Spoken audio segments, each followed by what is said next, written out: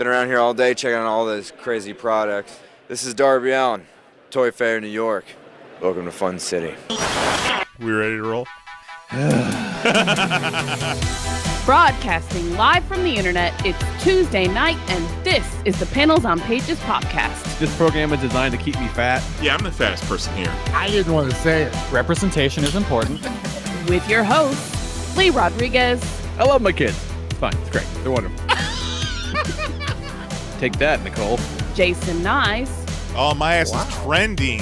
I will fuck your dad, Spider-Man. Can I say that? Jose Guzman. Is Jose on the show tonight? He says he's coming. It's like Elton John all over again, just minus the death threats. And Kelly Harris. Put your hand in your pants there, big boy. That's not me. I don't sound like that anymore. I feel like you're missing the core concept of what I'm trying to do here. Comedy fucking geniuses over here. Can't stop progress. No, the irony of me shouting, "Are you high?" at Jose is not lost on me. Yeah, of course we're high. Yeah, did you not hear that rant? Can't escape this bullshit. Come on. It's so good. It's pretty good. Hey, man, I just show up. How much of it is serious and how much of it at this point is a bit? It seems like the concept that would run its course very quickly. Over 500 episodes, and you'd think they'd have the hang of it by now. Sorry. What the fuck? What is going on?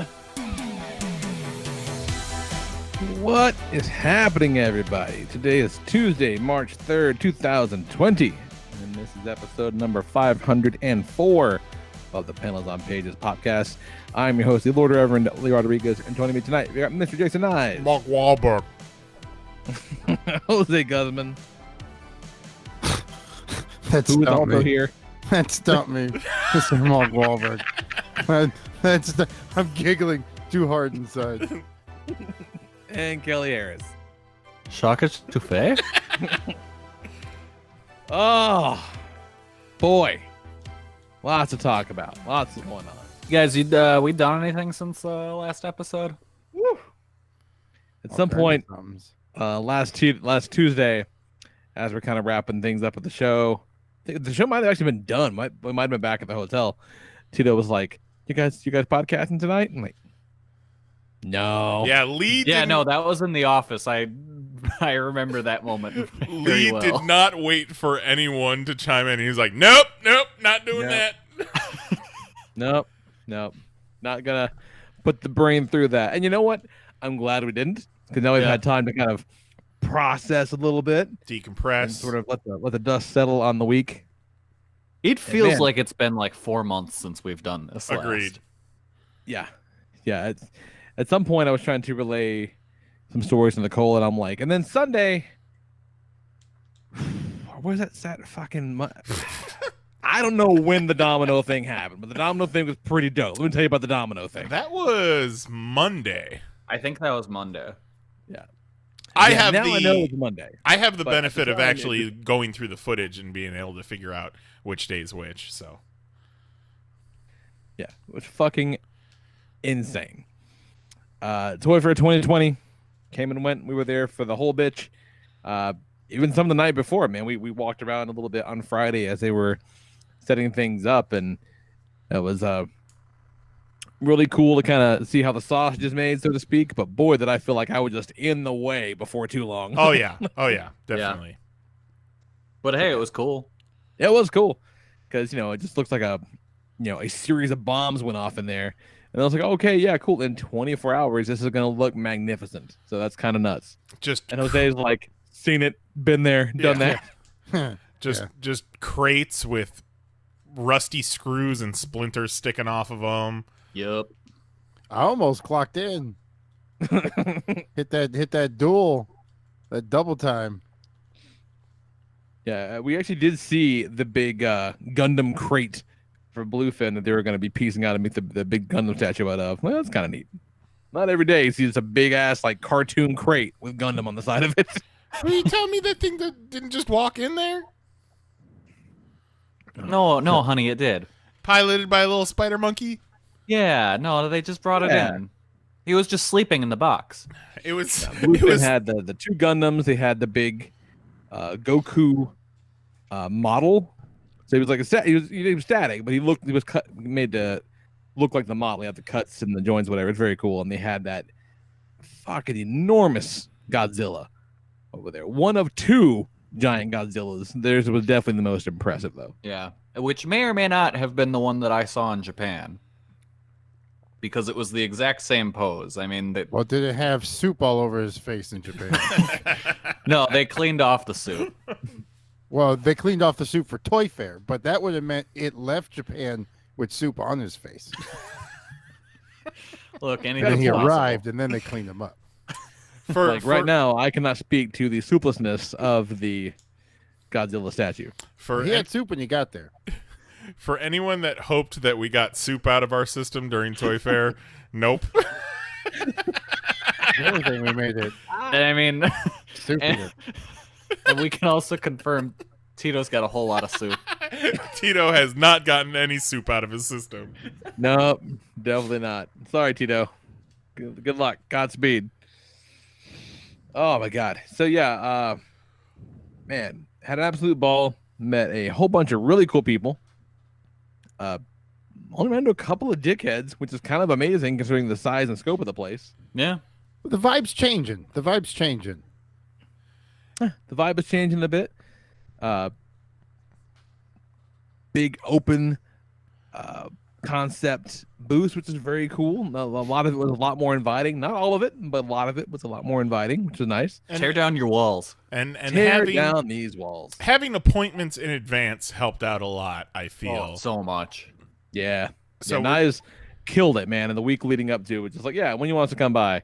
And while, yes, having the appointments ahead of time was great, I still would say that when we got there, 65% of the people didn't know what the hell we were there for. Sure. But at least we weren't just like, hey, we're these guys. Can we do this? You guys doing anything right now? Yeah. Can we see? Like, Showing up with a contact name and an appointment time seems a lot more legit than just be like, hey, we're from the Toy Association. Hey, stop making fun of me. That's He's not right how here, I man. sound. right here. But that was huge. And just great folks, man. So okay, so let's see. So Friday, we roll up in there. We all flew in. All flew in. Thursday. We Thursday, flew I in got Thursday. That's right. Yeah, I got in late Thursday. Met up. Yeah, hung that's right. out. Because I'm going through my pictures and I'm looking at the CVS with the shit on its wall. You know, I will say that there were significantly less extracurricular New York adventures, just to put it that way, I guess. 'Cause Which- it wasn't. Which I think is a positive because New York was kind of savage this time. Yeah, remember Yeah, when it that really guy was. said he was going to suck our dicks? Yeah. Remember when that Uber driver almost pancaked 2 people? And didn't react a bit. Oh, I'm sorry, Nope. Lyft driver.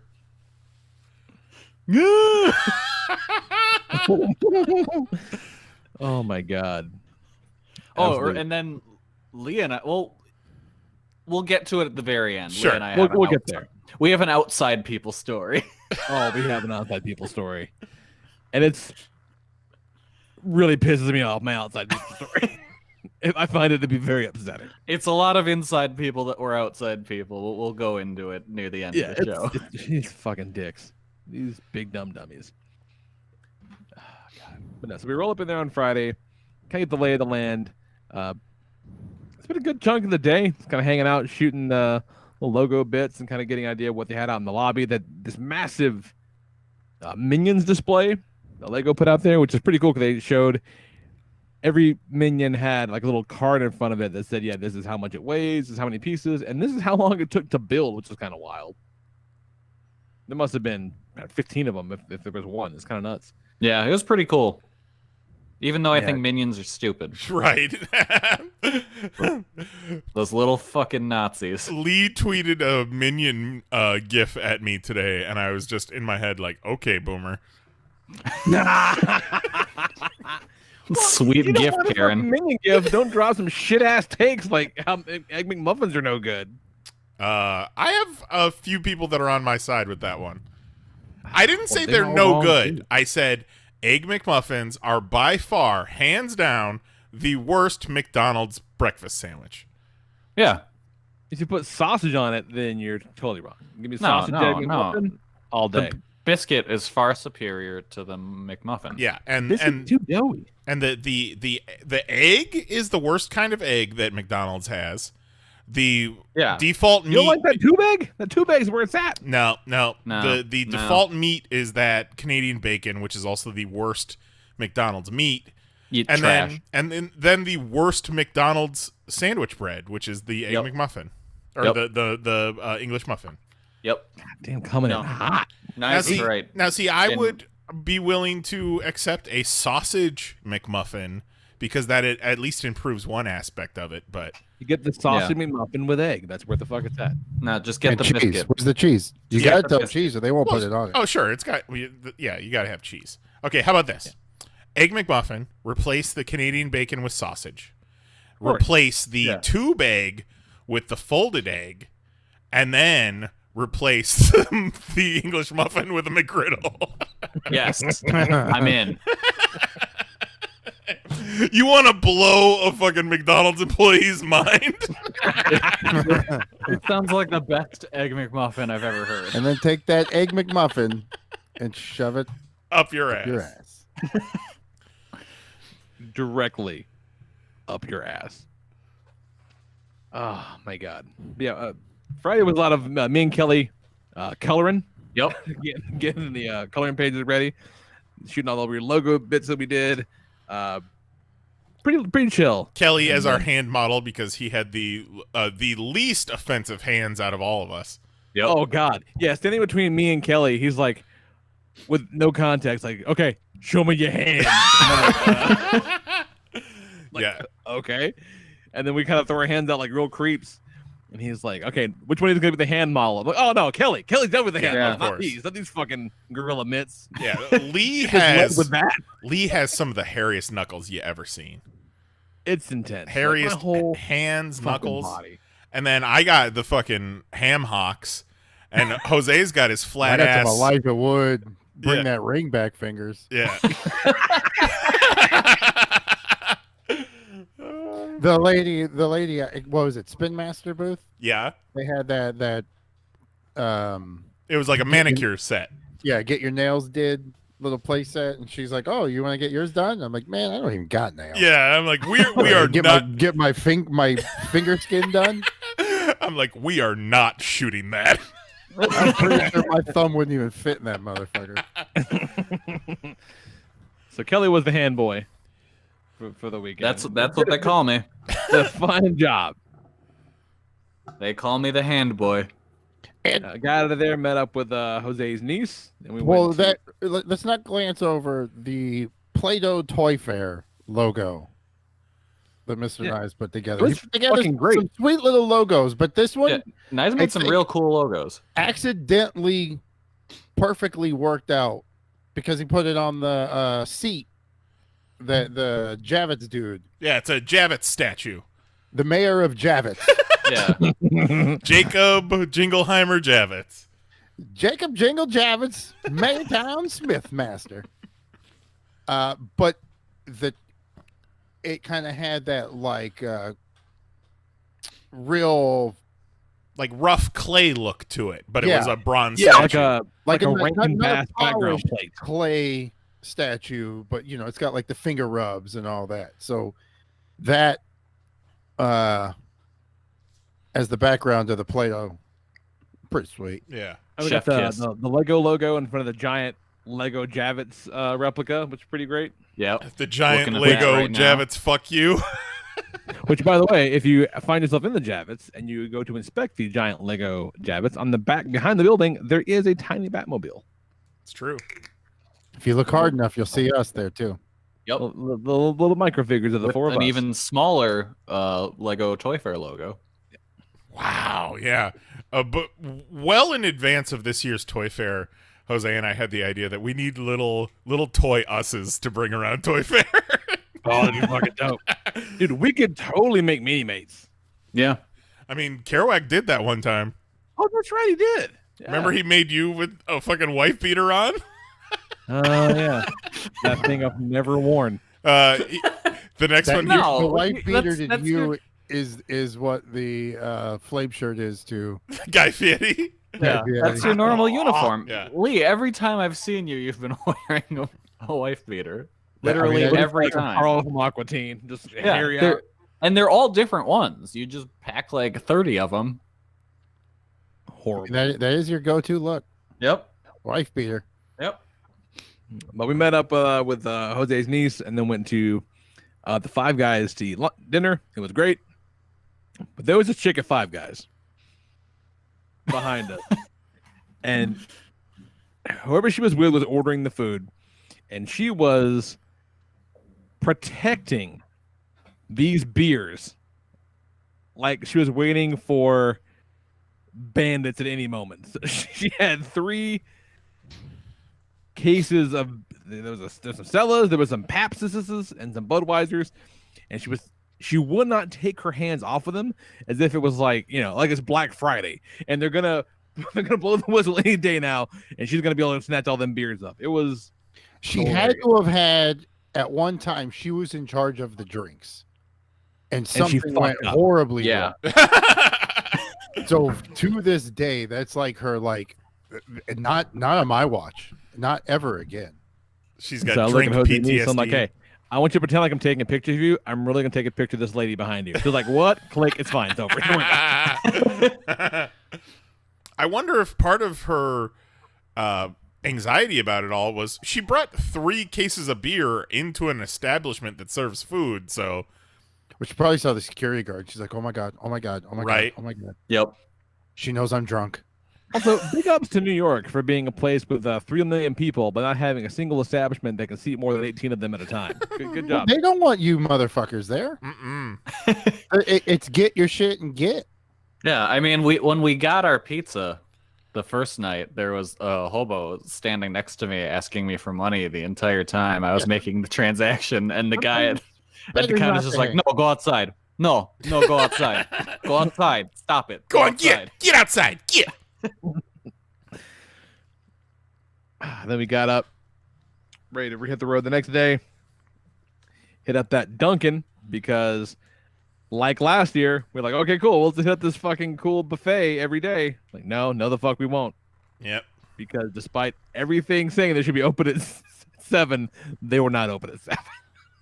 So we hit the Dunkin'. Just the guy looking like waving people away, like, nah. Yeah. I'm One not opening dude. the I'm the fucking door. only one Fuck here, you. motherfucker. I ain't making all One dude in there, no food in any of the buffets, and I gave him the old tap on your wrist, like, "Hey, aren't you supposed to be open at this time?" And he just waved me off like a third base coach. Nope, fuck you. Nah. So then we went next door to the Dunkin' where there was 1 employee. They were open, and that motherfucker was working. Right. He's like, yeah, I peeked in on that dude and saw the bullshit he was going through. I just locked the door. Yeah, that guy was doing all the work of 5 people and none of He it well. really was.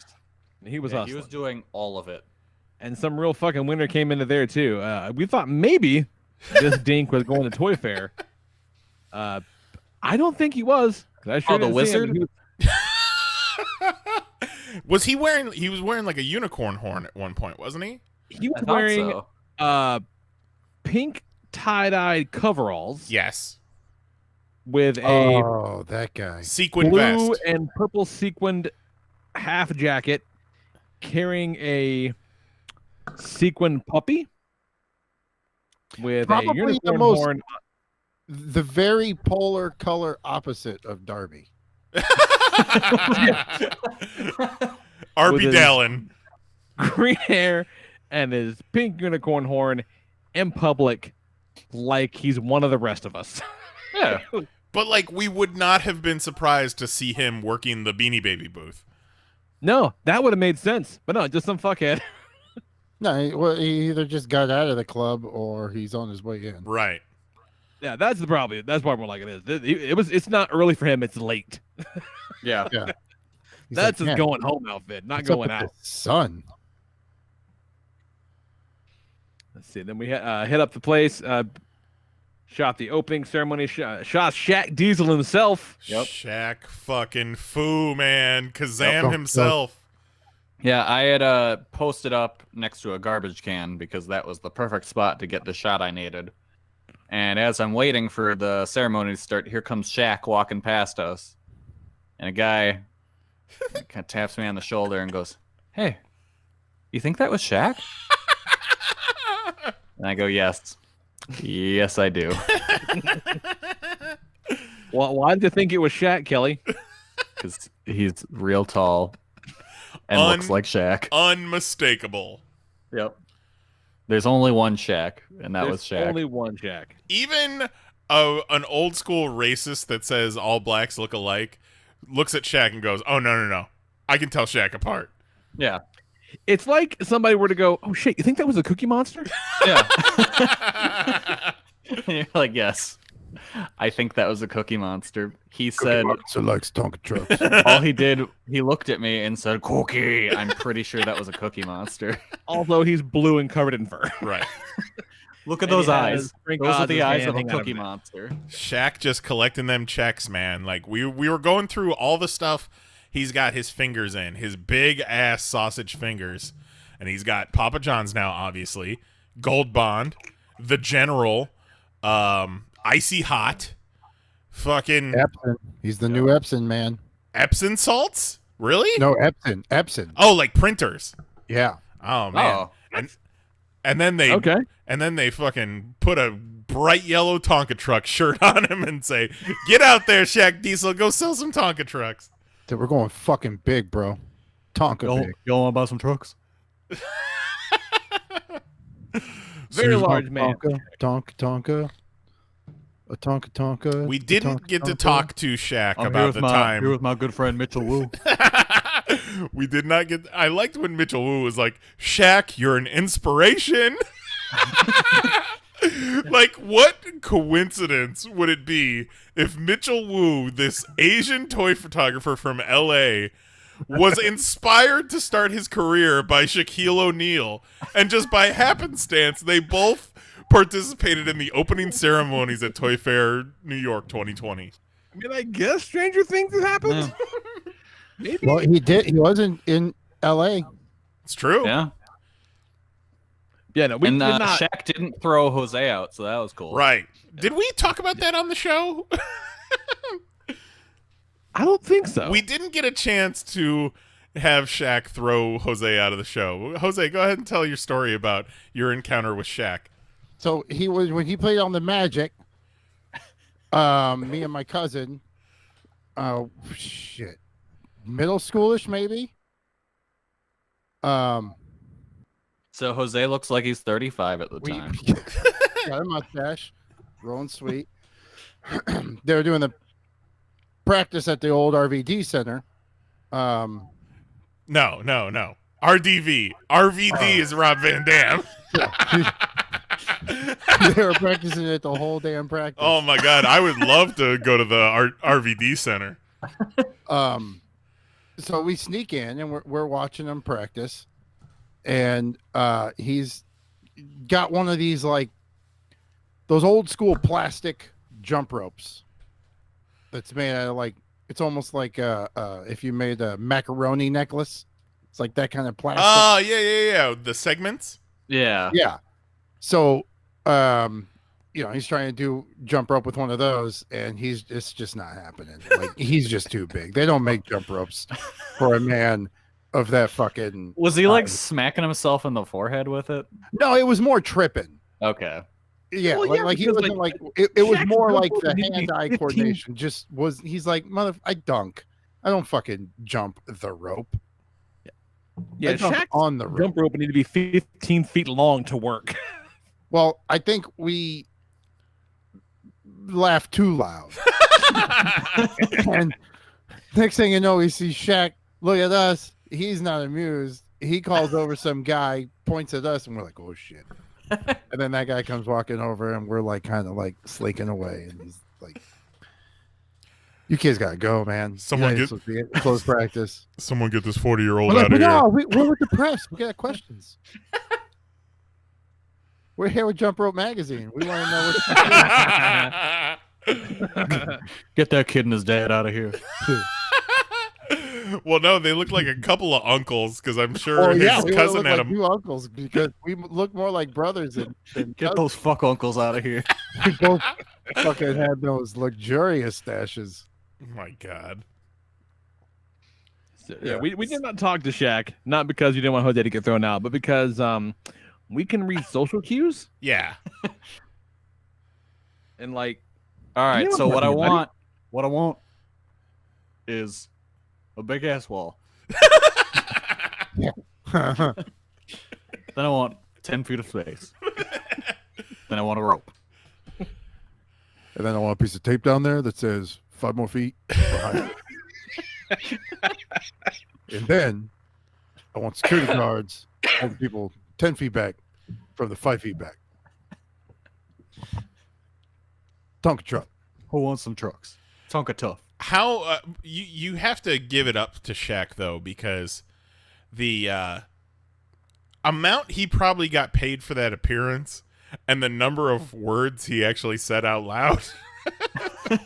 Yeah. Like Toys. Oh, yeah. Cool. Yeah, he knows what's up. he easily probably made $100,000 for 15 minutes worth of work that day. Yeah. Yeah, the man's no dummy. He knows what's up for sure. And it was, we've done this. This was our 3rd year now, and that was the wildest opening ceremonies we've ever seen because the word was definitely out that Shaq Diesel was coming. Yeah, goddamn right it was. Everyone but that one guy. Well, no, I like to think that guy knew Shaq was coming. He just wasn't exactly sure. Like he was like looking around, like, is that Shaq? Is this Cup Shaq? Is that trash can Like he Shaq? heard the name but just had never seen him before somehow. Right. Oh well, I've been hearing about this Shaq my whole life. He's like, wait a minute. Was Shaq the one that died? well, speaking of Shaq, the final day, we're going around getting attendee interviews, and we meet this guy who was a press guy, and his website was called Shaq News. And we're like, oh, dude, Shaq News, is it spelled like Shaq, like Shaquille O'Neal, or like a house, like a shack? He's like, oh, it's like a house shack, like Shaq News. And we're talking, and we're like, so you know that Shaq was here, right? And he's like, what? I fucking missed Shaq. I'm from Shaq And then News. he says that they also bought ShaqNews.com to redirect to their ShaqNews.com. Right. They also own SHAQNews.com. It's pretty right. Fuck what. Okay, and then So then after that, we were kind of meeting just to figure out where we were going next. And as you guys were in a huddle, I quick notice a guy I know, Chris Harrington from Voices of Wrestling, who is the AEW money guy, essentially. So I said, hey, what's going on? Talk to him, and discovered that there's going to be a bunch of AEW wrestlers at the Jazzwares booth. Yeah, despite Something Jazzwares, we were told was not going to happen. yeah, despite Jazzwares telling me over email that they would have no talent at their booth whatsoever. Yeah. Yeah, specifically said no talent. So he tells me, he's like, yeah, Santana and Ortiz are there now, and it's like, Kenny and Hangman are going to be there later. So I go back to the group. I was like, all right, Tito, I need you to promise me that you're not going to take off running after I tell you what I'm about to say. And we headed down there to go see Santana and Ortiz. And they were super fucking cool. Not only was talent there, despite us being told there would be no talent there, talent was there in front of a specially crafted photo area to mimic the Dynamite stage. Yeah. So, like, it wasn't a spur-of-the-moment thing. What the fuck? It was dynamite. But also, obviously, news hadn't gotten out yet because they were just sitting there chilling. We must have been the first people to roll up there. We broke the news. Yeah. Yeah. Because then that next thing we go back and then there's a posted schedule, Yep. which they soon took down. Yeah. The marks. Because they They're got, like, oh, we fucked up. yeah, the fucking belt mutants. Because I don't think they realized how many belt mutants can get in there.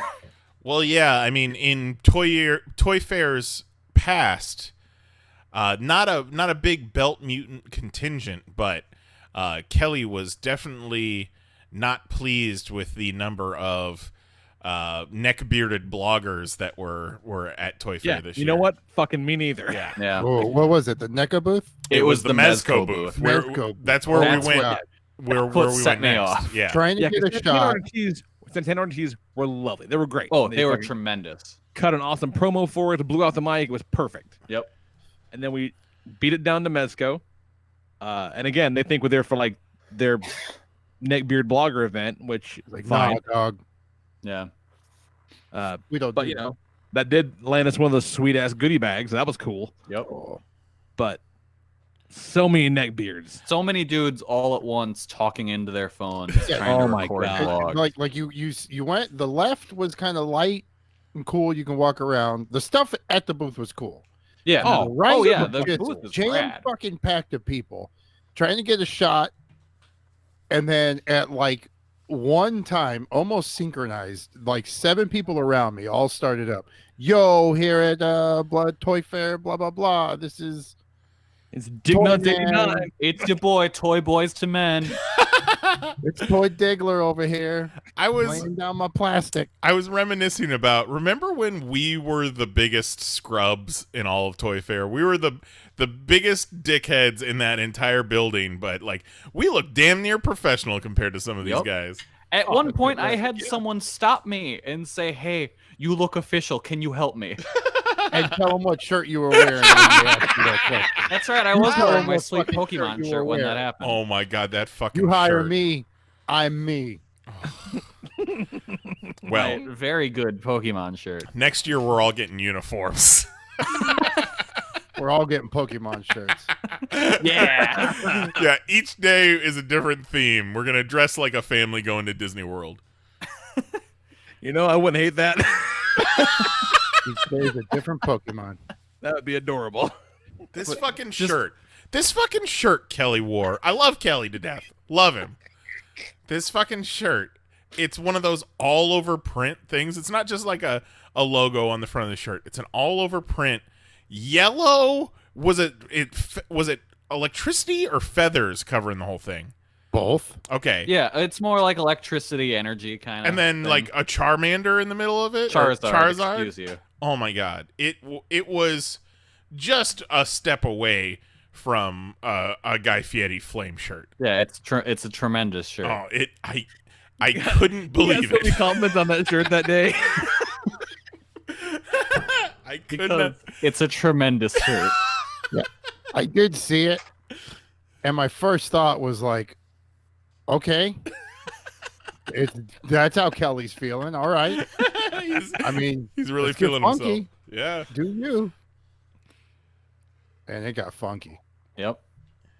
Yeah, that's so that's funny. the day the man stopped me and was like, "You look official. Can you help me?"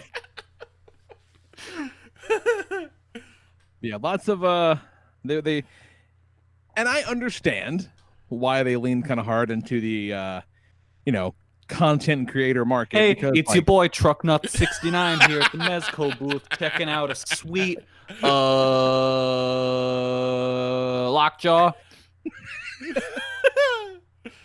and like I mean, people don't It's watch tight. commercials, so that's how word gets out. I understand, but there was a lot of neckbeards and a lot of exploited children at this thing. Well, yeah, they're adapting to the marketplace because 100%. I get it. kids aren't just buying toys anymore. There's not Saturday morning cartoons with commercials and YouTube channels and social media. That's what sells toys these days. That's how it goes. No, I totally get it. Hey man, you I don't think you'll be able to record in here. It's a little too loud. All right. Yeah, someone I'm- actually I'm- said I'm that with- to Kelly. I'm with the show. I'm just trying to record B-roll, sir. I'm very upset right Fucking now. Kelly just pulling rank. Yeah, little does he know that son of a bitch has like 2 million followers. Oh yeah, that's the thing. Right. Yeah, you Yeah, want to pull I mean- rank. Then we beeline back to Well, hold on, Lee. You forgot to mention you have to go into details about your gift bag. Yeah. oh, that's right. Yeah, so Tita got the gift bag, and we didn't even realize until we got back to the office what it was. Yeah, They- they were like, because we were trying to get the fuck out of there. We're like, maybe Yeah. we can just come back. And he's Yeah, like, because well, we're all kind of just you don't like want to be here like squeezed in after there. 11. Yeah, you want to be here before 11 because cool shit's gonna happen. The guy said basically. Gave us a ticket. Tito turned the ticket in, brings back this big ass goodie bag. Oh shit, that's cool. Take it back to the office, and it's got like a lanyard. And Tito's like, cool, I want a lanyard. And they have one of this sweet ass like a clear Space Ghost, and Kelly's like, fuck yeah, clear Space Ghost. And then they had a 112 Gomez, which is the Mezco mascot, 112 figure, which I don't have the 112 figures. You've got the dark side, right, Kelly? I do. Yeah, I've never had a 112 figure before. And this guy is like their like secret agent mascot, whatever. It's the 20th anniversary, so it has a 18 karat gold plated bug head on it. And I'm like, nobody else wants that. I'll take that. That Because has got some I can find a place for that goofy bullshit for sure. And I found a place for that goofy bullshit because that figure fucking rules. And it sent me down a rabbit hole. I guess they do that like at all these big shows. Like they did one last year at Toy Fair that was like a samurai theme or whatever. And by the end of the day, that gift bag was going for like $1,000 on eBay or some crazy shit like that. Like that's what it was selling for, not some pipe dream. Let me post it for $1,000, but people were spending $1,000 for it. Lee was getting the shakes. He was ready to post it. But then, then there was the alternate freaking side of Lee where he's like, I think I'm going to paint the other head. I did think about that for a second, And but I yelled at him about that for a good half an hour. he taught me out of it. I wanted to paint the eyes black on the non-gold head, but that would have been kind of ridiculous. And I acknowledged that at the time. I came back around on it.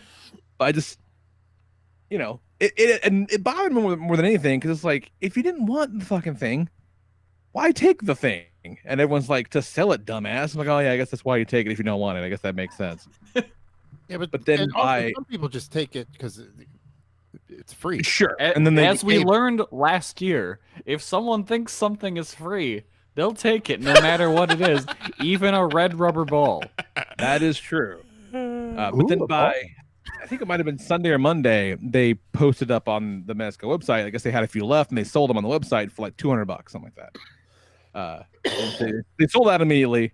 The going rate now on eBay appears to be somewhere around $300, and so I'm just thinking somewhere there's a collection of nerds that overpaid by $700. Yeah. So they can have it like that day, and I'm like,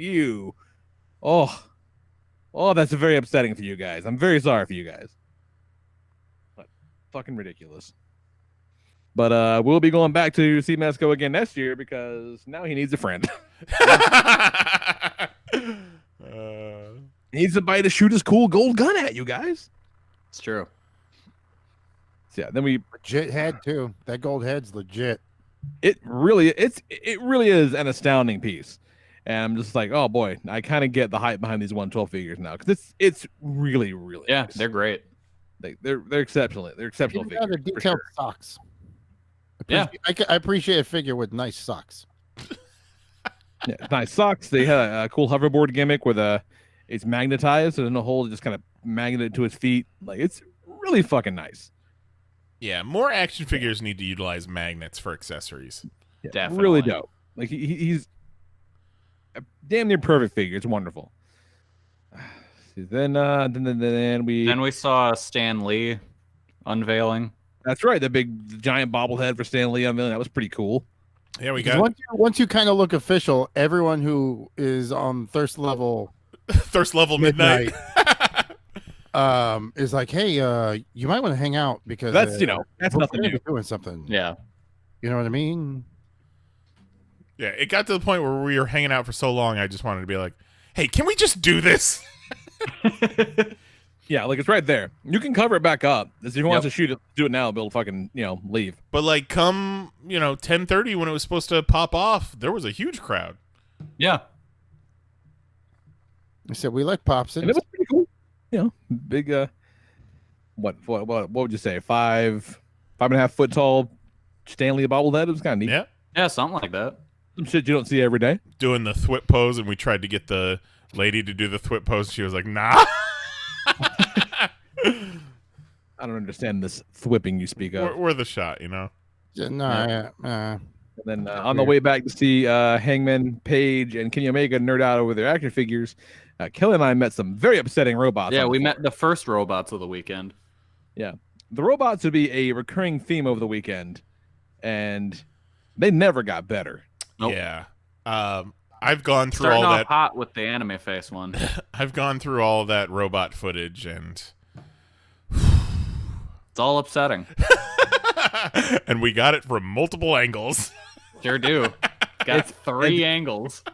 It's as if no one making the robots had ever seen any movie. All right, is it more or less upsetting than that fashion show we filmed? More. Definitely more. Because those I kids are having definitely saw Terminator. We had 3 angles on that Asian Arnold Schwarzenegger bust robot, and none of the angles looked good. But he can be a concierge at a hotel. I can make you receipt. Spit them out my mouth. What I thought was weird when they were doing the like robots on parade thing is a robot would come out from the left side of the stage, come down the catwalk, turn around, go to the right side of the stage, and then just stop. And then there was just this line of robots just stopped with their back to the audience on the right side. They didn't make the stage robot accessible.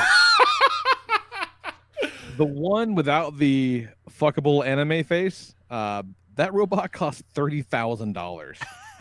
There was the one. It looked like it was it was graphite colored, and it had like an iPad face, but it was only like 2 foot tall, and it was falling around that dude in the tight pants. Like, they have a relationship, don't they? Oh yeah, the little butler guy. I can almost see having the butler guy. He's kind of I liked when we were like after filming the first of the 2 robot catwalk things. Lee and I are standing there, and 2 Care Bears come up to us, and they're like, "Hey, what's the deal with this?" And I had a very measured, rational conversation with 2 people wearing bear suits about how fucking weird these robots are. Yeah. And one of those Care Bears complimented my shirt and eyes. Oh my god! Fuck yeah! He damn sure did. You got a couple of those. Yeah. One guy even got out of line to ask him what the fuck was going on. He's like, Yeah. Jeff Foxworthy, hold on. We need to figure out what's going on with this shirt. He's like, "Where did you get that?" And then I told him I got it in Japan, and he's Kelly pulled his dick out, was like, I got it at the Pokemon Center in Japan. Yep. And he's like, "Oh, Fucking damn went it!" to the source. I drink from the teat of the Pokemon shirt gods. Yep. And this is the shirt they bestowed upon Yeah, got me. this shirt. And- Ate some pigeons. And then the man looked at me and said, "What a tremendous shirt that is." So He said, I'll return to my line now. And then Jeff Foxworthy was like, "Is that a Charizard?"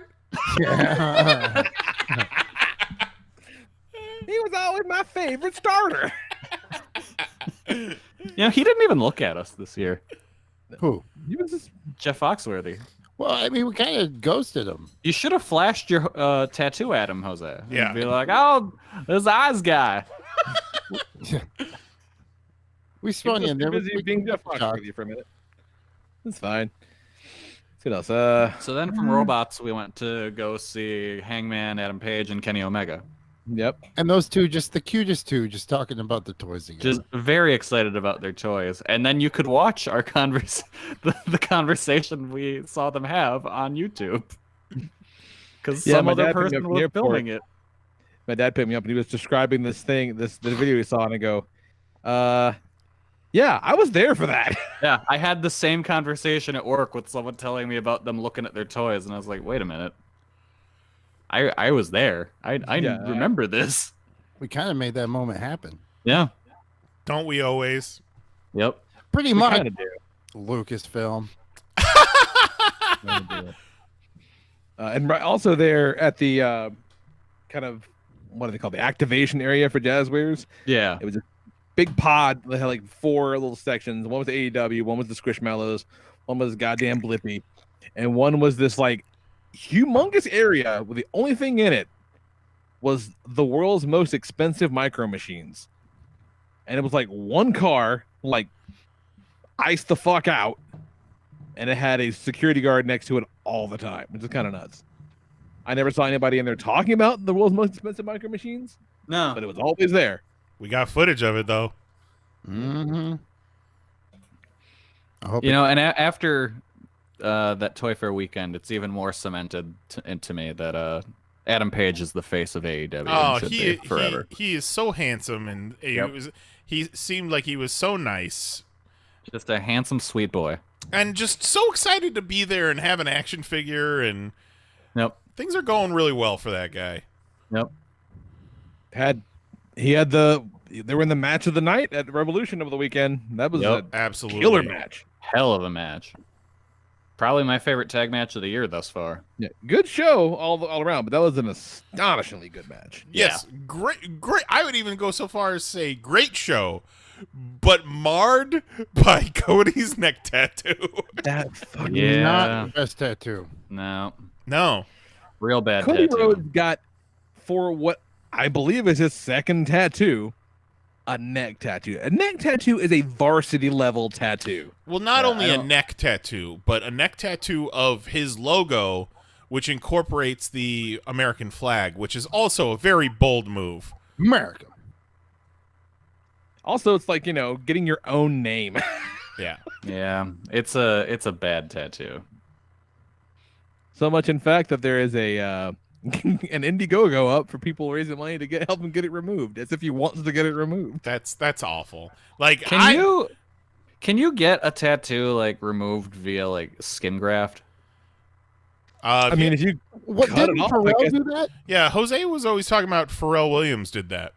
Like, could you just like cut some of your butt skin off and put it on your neck instead? I guess. Like, I don't see why you couldn't do that. He had a full sleeves, and then he got his Pharrell did. tattoos removed. And there was a picture of him with like the grafts on his arms, walking out. Wow.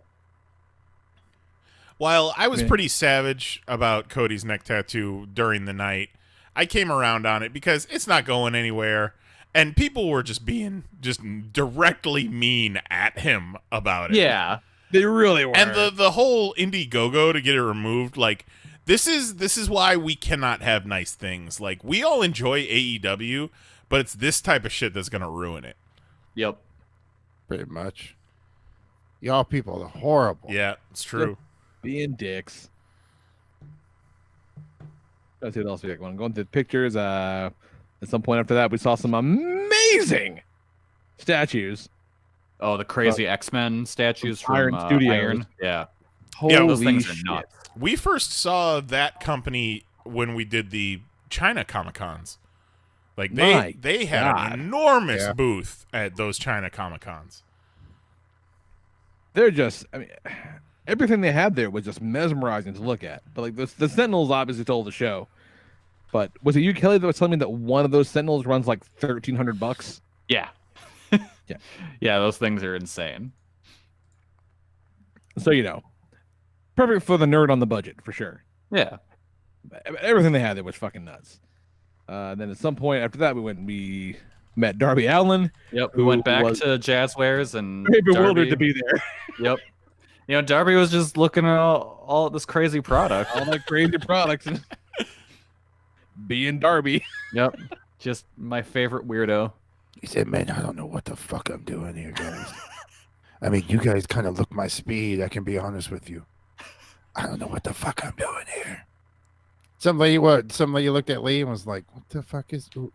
Yeah, this guy? people were walking by the area and they kind of stopped still. And she was like, is he like I hear they have wrestlers here. Is he a wrestler? Or he's just some guy.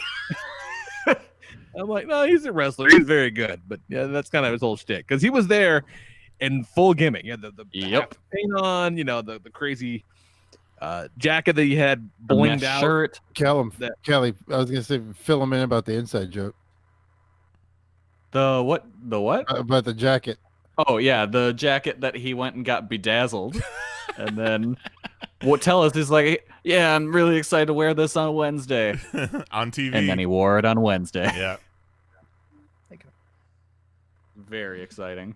It seemed like I was only there for Santana and Ortiz, but it seemed every AEW person that we were able to directly talk to and get on camera was just super stoked to be a part of all of it. Like, they might not have known what the fuck Toy Fair was, but they were excited to be a toy and Yep.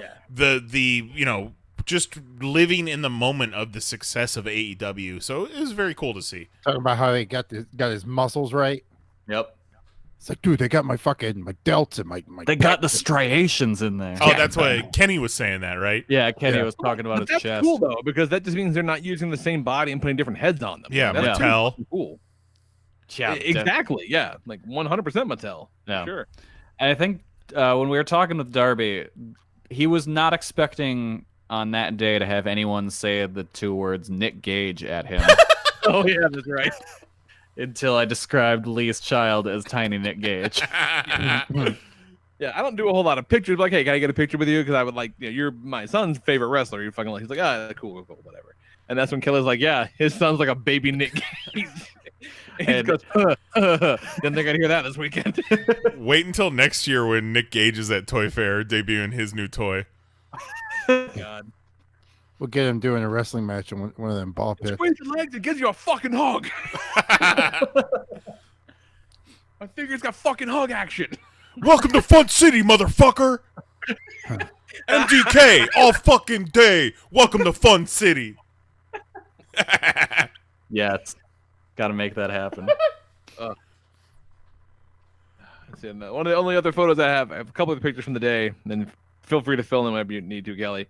But there's a picture of me I have here at the Learning Resources booth having an alcoholic beverage because I was so goddamn thirsty. And I had to send a picture to Nicole. I'm like, hey, look, I'm having a cocktail. She's like, what? Holy shit, that was the first day, wasn't it?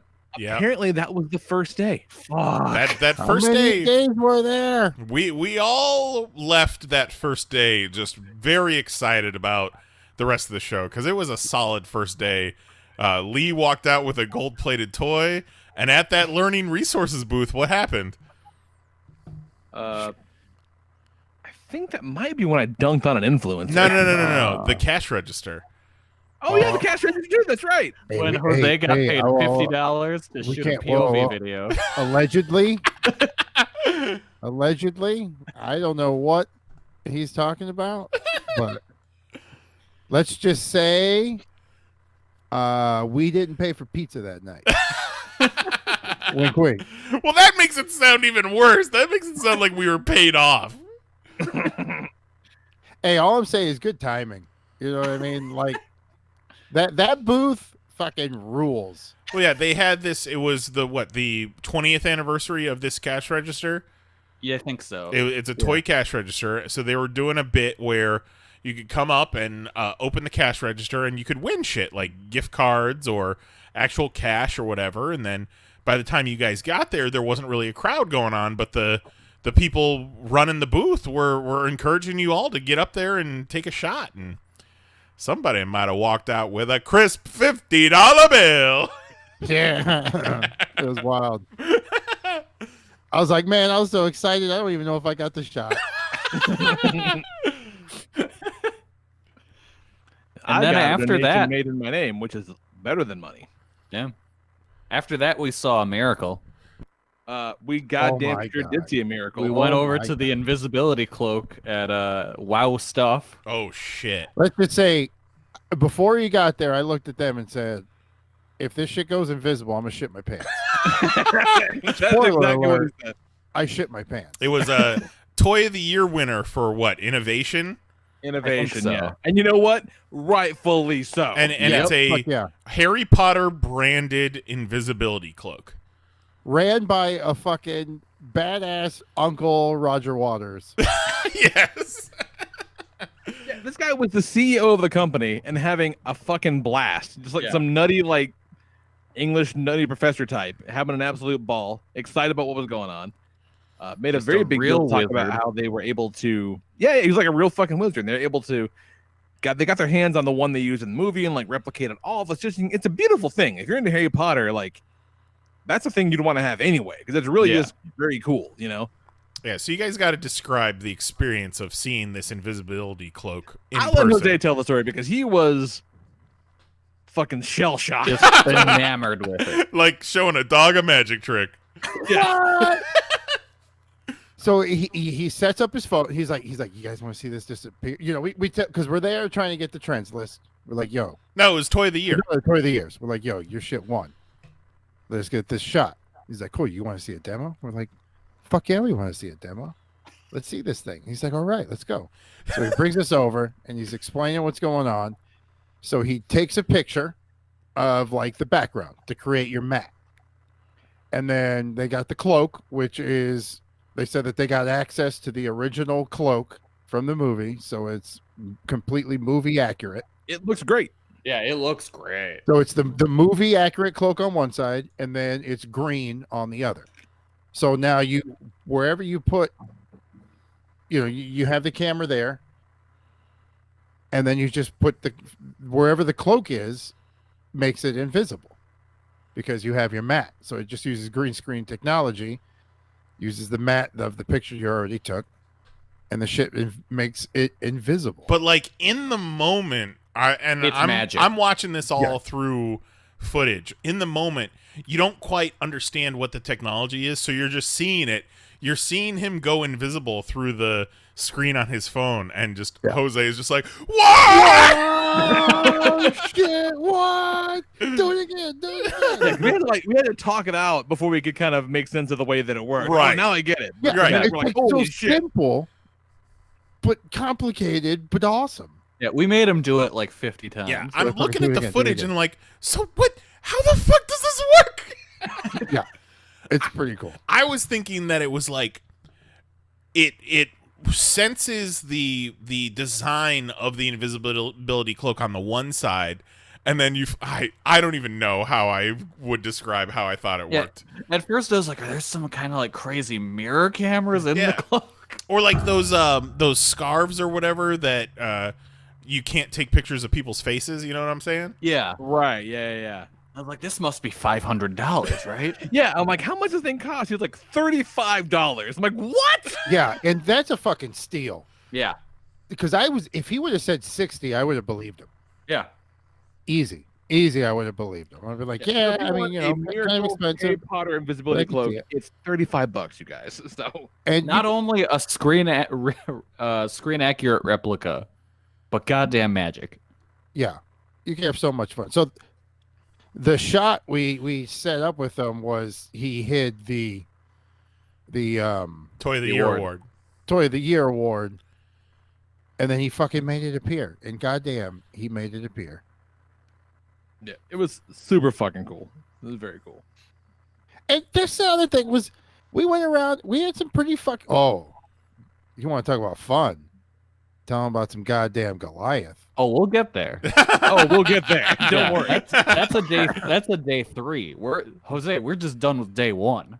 Oof, we are, aren't we? God, that was only day 1. Yeah, It felt like that a was day fucking 1. week. Yeah. Oof. Yeah. Next morning we hit up Hasbro, which is very cool. Always cool. Saw those new G.I. Joe figures in person, and they look really fucking dope. they look really cool. Yeah, I'm just not on board with the character designs though. I wish they were classic designs. And what is it from? Well, it This looks is like the new series. well, It's from the new cartoon. Jose, it's G.I. Joe. they've got a Well, I know it's G.I. Joe, but what is it based off of? Is Well, it they've like got Yeah, a it's new based on G.I. Joe.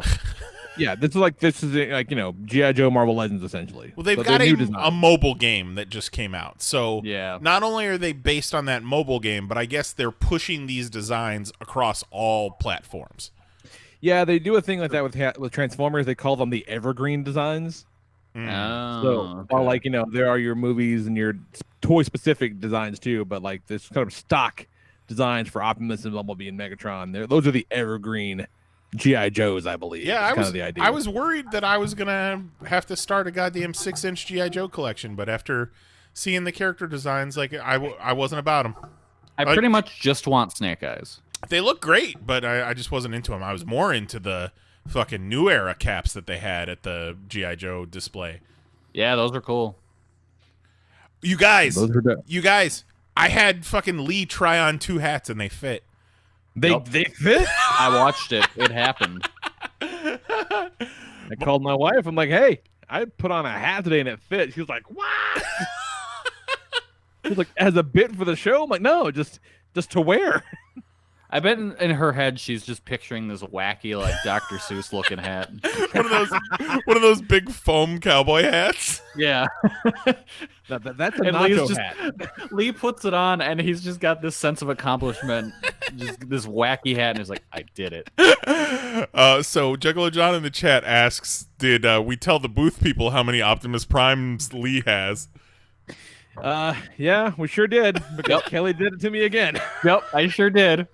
What Yeah. was the context of it this time? I don't even think we were by the Transformers this year. Well, no, I think we No, were, I thought but I was we gonna were make it out just of there alive. we were just kind of bullshit. It was we were wrapping up, and we were just kind of chatting with Kaylee, who straight up looked and sounded like Judy Greer, and we were just bullshitting. And Kelly was like, I was threatening Lee that I was going to tell everybody how many Optimus Primes he has. She seemed impressed. Yeah. I was like, Lee, tell her how many Optimus Primes you have. 162. So wet.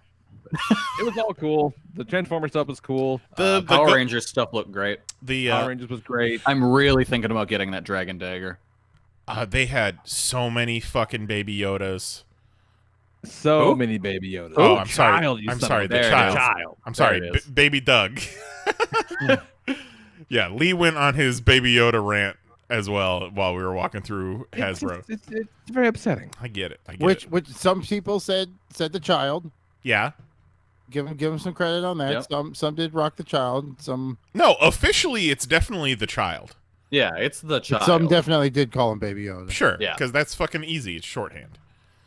Some of the new Marvel Legends, like the movie figures and the Age of Apocalypse. Oh, those looked real good. I'm not a huge Age of Apocalypse mark, but those are fucking great. Yeah, Age of Yeah. Apocalypse is like my seminal comic book event. They're really good. Like they're really, really good. Yeah, and I think Those The Ghostbusters were fucking cool too. yeah, the the Ghostbusters Ghostbusters look great. The Ghostbusters are kind of cool. That Dana is a little.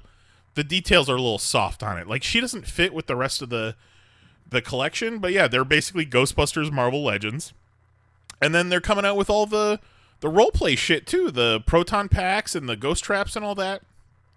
And I was talking with very cool. I was talking with our tour guide Kaylee, and I was like, it's kind of nuts that Mattel kind of totally missed the boat on doing any of the roleplay stuff when that 2016 movie came out.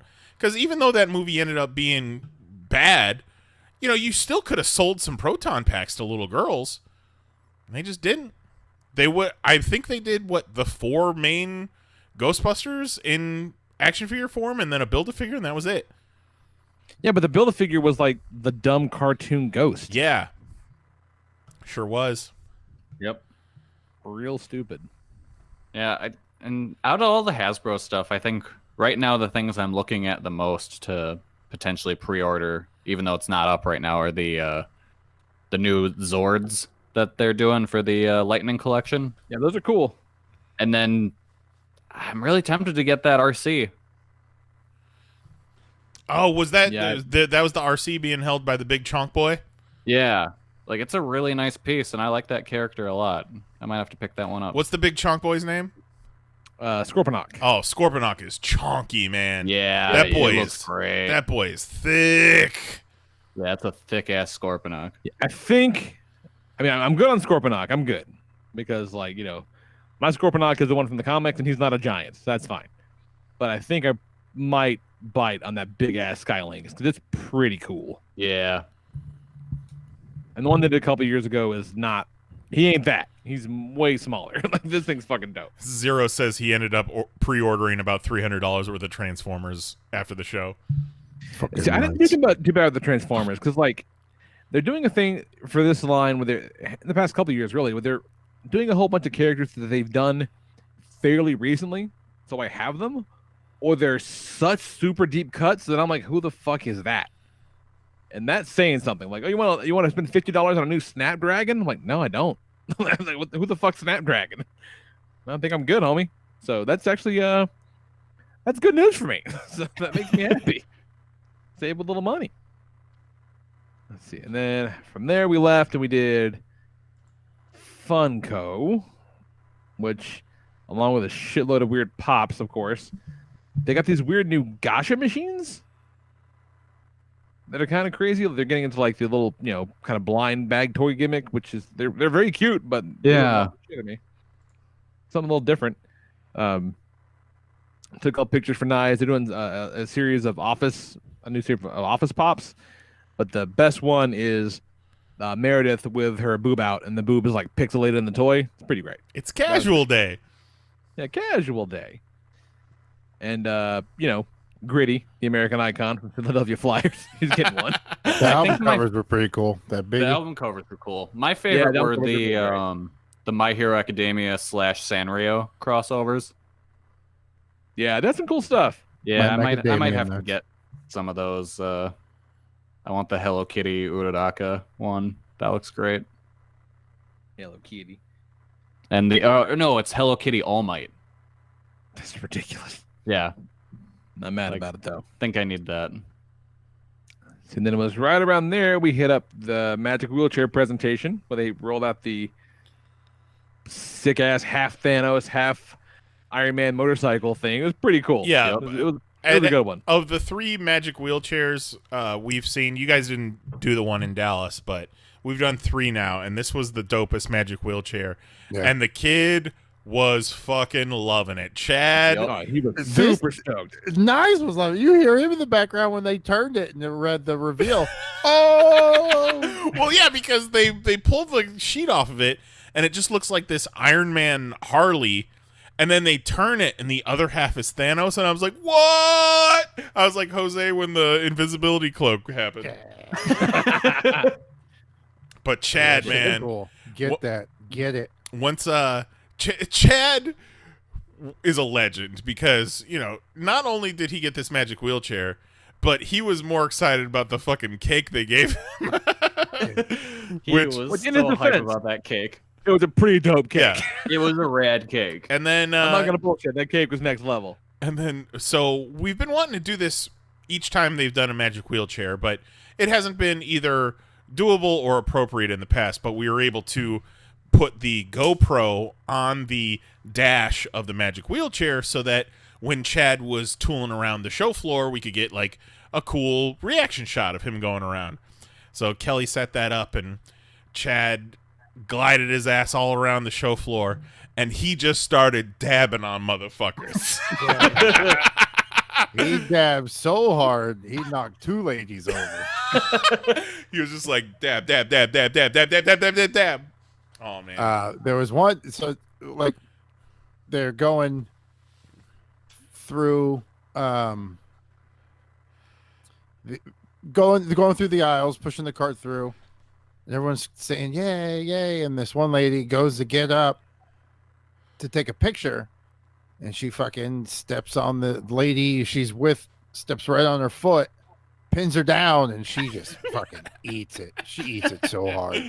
She looks so pissed. I don't know if they knew each other before that, but they know each other now. She was so mad. They did not get off on the right foot. Oh, Oh, that's about as good as a pun as when Kelly made a reference to Kobe and helicopter dick. Oh, In his defense. In my wasn't defense, I'd completely forgotten he died in a helicopter crash. If you had asked me, hey, how did Kobe Bryant die? I would have said, I don't know, probably in his sleep. Ran over by a Tonka truck. Ooh, And from there, we kind of parted ways. We had shit to do and shoot, and I was gonna try to go get the gimmick that we had was for the logos. We talked about the Play-Doh logo and the Lego logo, but one of the ones that Nyes made up was he put the Toy Fair logo on an Etch-a-Sketch, right? And so the gimmick was like, okay, we could kind of shake the Etch-a-Sketch up with it. We want to have somebody look like they were working it, and then boom, we put it down, and the picture would already be there on the Etch-a-Sketch. So that was the original concept. But at Spin Masters, they had a guy out who's like this world-renowned Etch-a-Sketch artist guy. He was set up for several days and like, hey, hang out for a second, I'll Etch-a-Sketch your picture, whatever. Yeah, they had it. They had a camera on his little desk, and then it was projected up on the wall. Whatever he was etch-a-sketching. Like he was doing. it was pretty cool. Sketch your fucking ass off. He was doing like portraits and shit. Which is kind of nuts. And they were promoting out the 60th anniversary Diamond Edition Etch-a-Sketch as part of that or something. It was pretty cool. And this guy's been on TV or whatever doing it. And I said, okay, what? Oh shit, I'll go get that guy to do it. Wouldn't that be fucking cool? Like, yeah, great. So they're off doing other things. I go find Etch-a-Sketch guy. I'm like, hey, this is what we're doing. Blah blah blah, whatever. And he looks at that little Etch-a-Sketch and he's like, wait a minute, is that is that a sticker? I'm like, well, yeah, it's like of the logo. And he's like, I mean, look, it's like, what if I just do the logo? And I'm like, are you fucking serious? And he's like, yeah, I'll just do the logo. Like, besides, this has got the Rose Art logo on it. Spin Masters would like to have the regular whatever. It's fine. Ohio art. Ohio art, yeah. Yeah, man, that'd be great. Spin Master is like the Disney of the toy industry. They have bought up all the classic properties. Yeah, He's they starting to really love have. us too. Like that, they bought shit you don't even know they bought. They have it. And so he's like, okay, I just got to go find a pocket Etch-a-Sketch. I'm like, okay, fine. And he stands up to go walk away. And I'm like, dude, do you have an Etch-a-Sketch belt buckle? That is ridiculous. And he goes, oh, shit, I forgot I had this.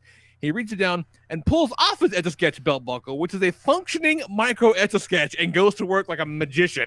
And I'm like, what the fuck? Okay, great.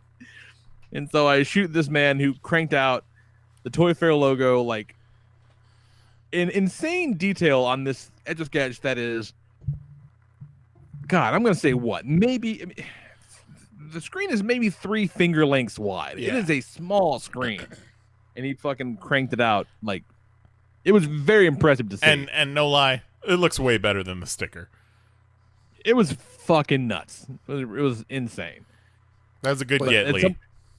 And I'm shooting the thing, and like this guy comes walking up. He's talking, and like he's like, "Can you do anything?" And the guy's like, "Yeah." He's clearly busy on this thing. It's like, What if I pull up a photo on my phone? Could you do the photo? And I was like, yeah. And he just goes, he just sits his phone down on the table where one, he's projecting onto the wall that I am filming. And I'm like, hey man, what if you like didn't do that? And he's like, oh, I didn't see a film in there. I go, what do you mean? I'm enormous and there's a camera in front of me and he's doing a very particular thing. Lee was not, by any stretch of the imagination, Lee was not rude to anyone at Toy Fair, but he was also not suffering any fools at Toy Fair. No. I don't fuck around. I gotta tell you, when I got home, I told Nicole, like, I'm really glad to be home. 1, I miss all of you guys very much. And 2, I am all done had to be charming. Because in normal life, I'm charming a few hours a week. Tops. Yeah. This was a lot of having to kind of be on, and it was all day exhausting. charm. It's hard. It's a hard gig. Exhausting. Yep. The charming. Oh, big shout out, by the way, to Madeline from the Toy Association hanging out with us over the weekend. Some of that new blood. We broke her in. Yep. Took her around everywhere. Yeah, she was great. They were like, we want to put this chick through the paces. Let's pair her up with the asshole video guys. See if she can stand it. Because if she quits on them, I don't know. She hung in there. She hung. She said, "What up? What kind of jokes you got, motherfuckers?" We turn around and she would just be gone, and we're like, "Yeah, that sounds about right." Like, I'd be gone too. I get it, but she always came back. And one time, she even brought me a Coke, and that was very sweet of her. It was very great. And then Lee trying to get a 5th wife. What's going on here? We had a connection. And then I don't know if you have anything else around that time, Kelly, but the next thing I have in my document here is the amazing real life TikTok that I made. Oh, well, I have before then, I think, I don't know if it was you or Tito when we looked at the Lucha figures. I think that was me. I was with you for that. Okay, yeah. So that was before you did the Etch-a-Sketch thing. We went to the booth that's making the Pentagon and Phoenix figures and looked at what else they've got coming out. Boss fight. And Boss fight, thank you. And it's all fucking cool. They've got a bunch of cool stuff. Like, I'm really interested in getting the blind box masks that they're doing. Yeah, those are pretty cool. Yeah, like those are cool. rad. And then they're like doing like fashion dolls of Taya and somebody else, like, but they're Lady Maravilla. Yeah, but they're like 1/12 scale, but they're gonna be better articulated than like a Barbie or something like that. Yeah, I think they're calling them action dolls. Yeah, and they come with their pets, which is a they thing look that great. they're very excited about. But they also make those sweet Bucky O'Hare figures. and the Sam and Max figures, and they make all kinds of really cool shit. Yeah. So we ended up talking to that guy for a while because he's a huge wrestling nerd, obviously. Yeah, that guy's cool. We said bad Everyone things about over there was WWE. awesome. I'm like, yeah, all right, you're cool. Then I think that takes us to your TikTok. My amazing IRL TikTok, Really good. which Mahoney did not like. I think he's just threatened by my art. I'm gonna have to see if I can pull that sucker up.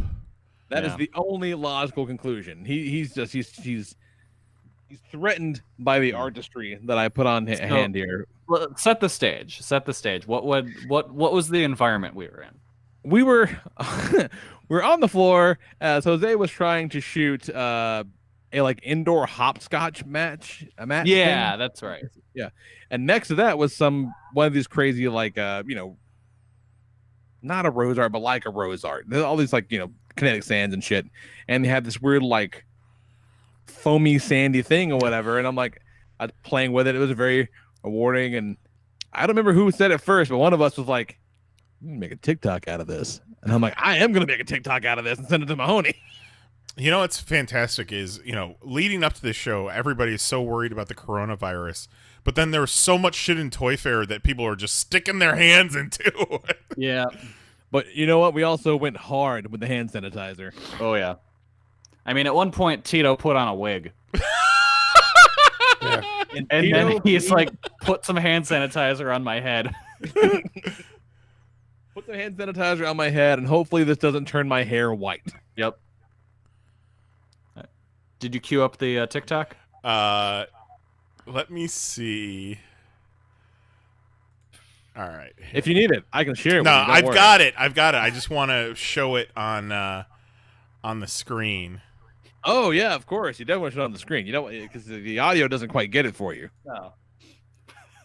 So if you are listening at home, by all means, take a minute. I'm a green boy, but I'm a blue boy. I'm a green boy. I'm a green boy, but I'm a blue boy. I'm a green boy. And I thought Kelly was going to die. It was the funniest thing I've ever seen in my whole life. And he could have been a purple boy had some actual business people not walked by and wanted to touch the purple stuff. Goddamn business. Purple. They said, I think this guy's TikToking. Maybe we can get up in it. Maybe he'll let us be purple boy. But because I'm an artist, I called an audible. Went back to being a green boy yet again. A lesser man would have crumbled under that kind of pressure, not me. I'm pretty sure Madeline thought we were both having a stroke. Oh, yeah. Yeah.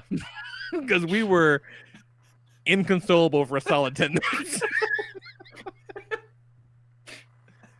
I don't think Mahoney even commented on it. No, not a thumbs up, not a heart, not He's a smile. a goddamn hater. Nothing. What I got to do is I got to download the fucking app and actually put it on TikTok. Yeah. Then he'll love me. Yep. And then I'll get 2 million likes. Yep. And then it looks like to close out our day on the floor, that's when we met Arnold for the first time. Ugh. Oh my god. The with the juice. promo bot. Yeah, promo bot. Doesn't look at all like it says porno bot.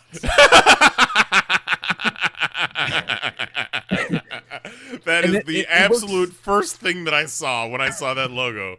Pornobot? It looks like the rubber head that they use in Terminator, the original Terminator, when Arnold pulls his face off and he's fixing his eye or whatever. It's some real Uncanny Valley shit. And for some reason, they gave him glasses. Fake ass glasses, to make him make a robot more approachable. Yeah, I like when the Russian guy's talking to him, and he's like, "Do you like me?" Yeah, and he's like the Russian guy just goes, "No." That's how you make. That's how this all starts. You just what is your name? And he says some shit that is not his name. Did not answer his question at all. Yeah, you just say negative things at them and make them upset, and then they come kill us all. Yeah, and then he goes, "Do you "Why like don't me?" No. The Russian guy is like, "No," and he goes, what part of this program do you not like? And I said, everything. Yeah, we did. That was before Pornobot got his onstage debut. He was just scaring the fuck out of us on the floor. It's terrifying. It was so weird because it's a bust of like a bad Arnold Schwarzenegger, like a bust that you would use for like special effects, and then there's robot parts in him so that he can, like, is it just the mouth that moved? Well, didn't you notice, Knives? He has 600 facial expressions. Oh, no. I saw one facial expression, and I didn't like it. That's what all of us saw. And it was on Mars. But then, like, when they were doing the demonstration, they're like, she's like, can you smell a Promobot? And he's like, yes, I can. See? And his face didn't change at all. He's like, I have 600 facial expressions. I'm like, oh, no. It's That's like the Care Bear was like, this is fucked up. Yep. You'd be a lot prettier if you smiled there, Pornobot. Then we met the other Promobot, who was a pretty rad dude, and he made himself shorter to talk to Tito. He goddamn sure did. Excuse me, let me get down to your level. Just a real smiley, happy guy who all of a sudden is like, hang on. Drop 6 inches. Look Tito in the face. Gotta mention, since we're ragging on Tito, man, Tito looked great. Tito lost a bunch of weight. Great. I wouldn't have ever said that Tito was overweight previously, but man, he was looking real slim, fucking young.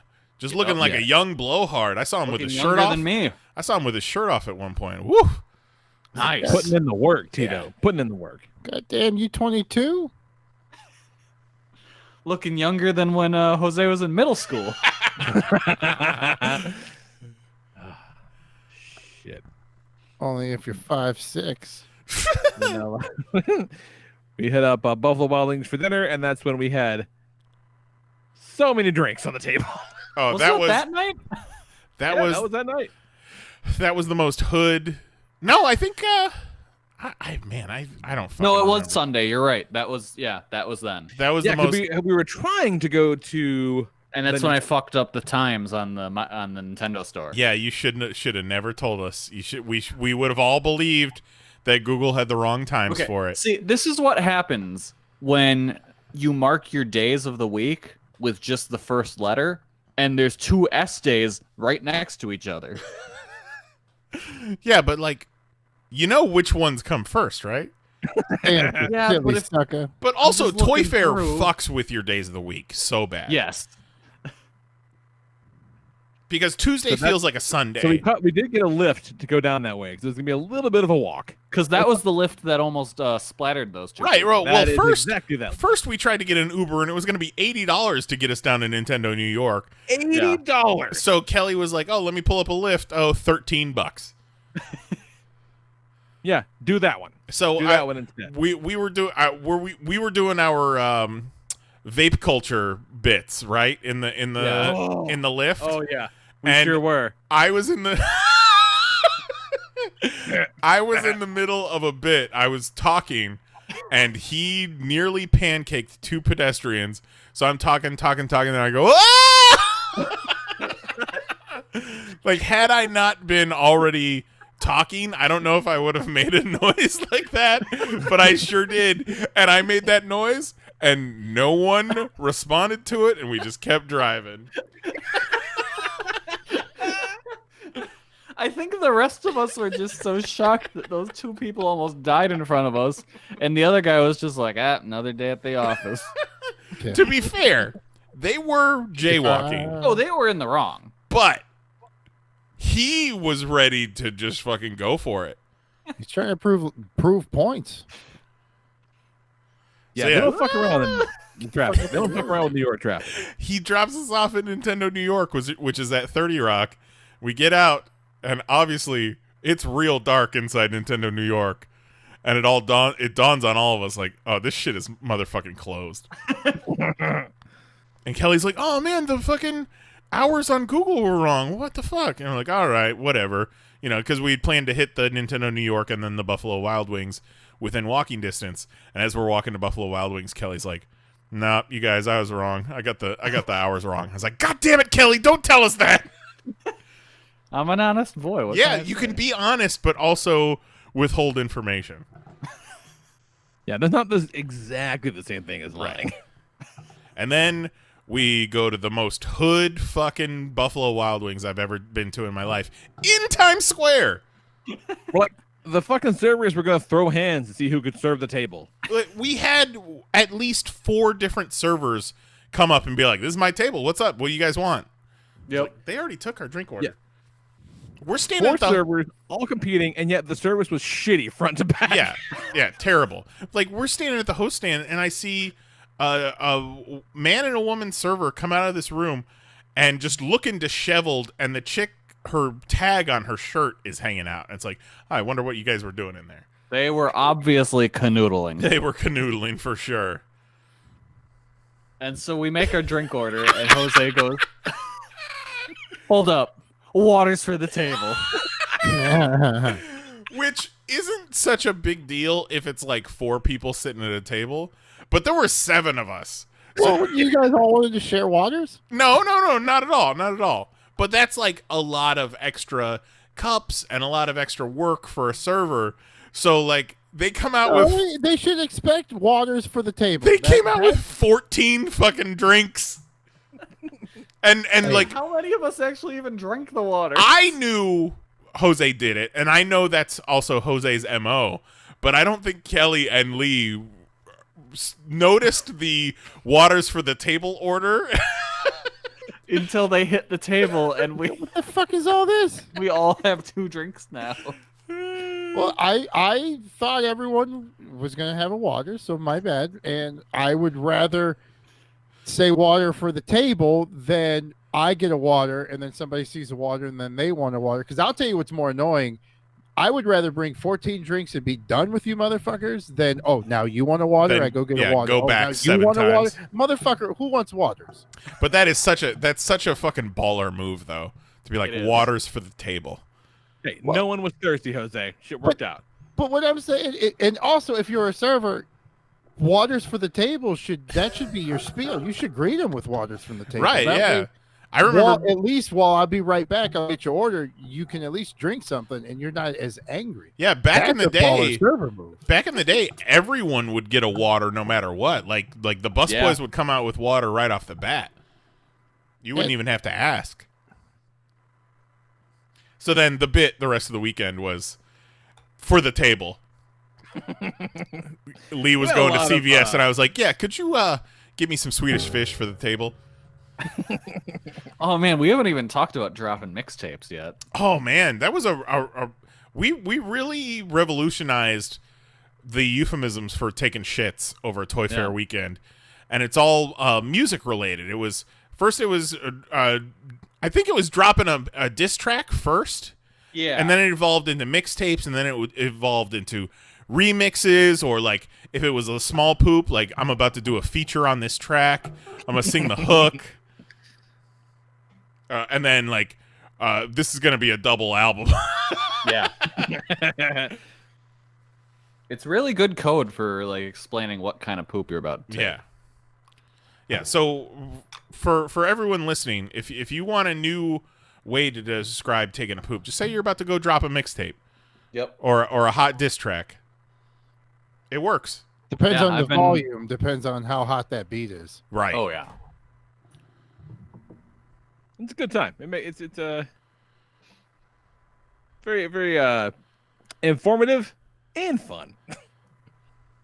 Wholesome. And then the next day, we got into the Howard Hall to Mattel during their influencer breakfast. and it Without a was whole just- lot of static, as far as I can tell. No, I gotta tell you, it made me feel... validated might be the word. Watching Zack Ryder and Kurt Hawkins' Toy Fair blog when Mattel wouldn't let them in at Right. first. It's just like, Oh, hey, shit. we've been there. They kicked Madeline out at one point. They sure did. And Lee was like, her badge is better than this. Yeah. The guy's like, man, do you have a press badge? And she's like, no. And I said, yeah, no, her badge is better. She works for like this whole fucking thing. And she's like, oh, no, you gotta have a press badge. And she just looks at me and it's kind of like, it's just, like, I'll see fine. you guys later. I'll see you guys later. Fuck this. But man, it was definitely a different scene hitting Mattel up during the influencer breakfast than hitting them up on Tuesday when there's 3 other people in the space.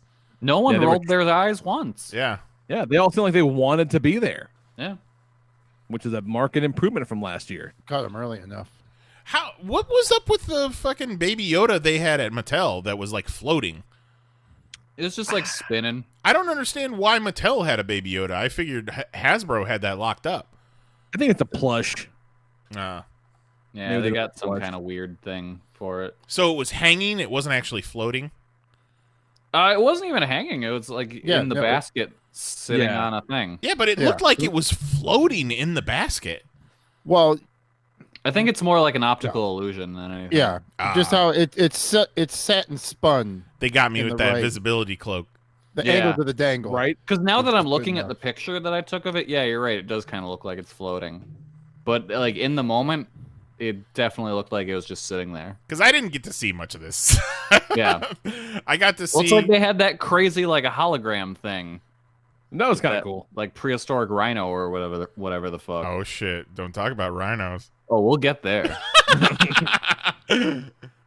Yeah, wasn't too much to write home about there. They had the new Master of the Universe stuff, and that's pretty cool. See, Yeah. I've seen pictures of those.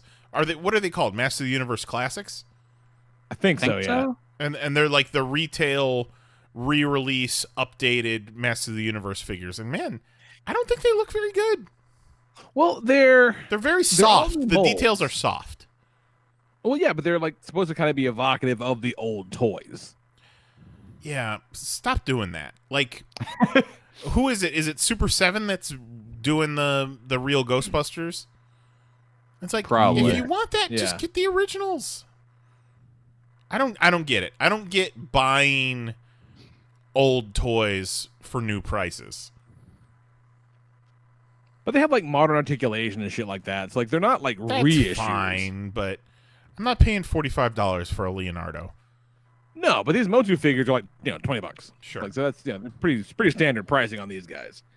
And I got a lot of shit. I don't have like a nice He-Man and Skeletor, so I'll probably pick those guys up. I'm not gonna go hog wild on the line, but I'll get those two for sure. I got a And they did make it a Skeletor. point to say that He-Man and Skeletor will always be available. Which is Which is cool. Yeah, that's smart.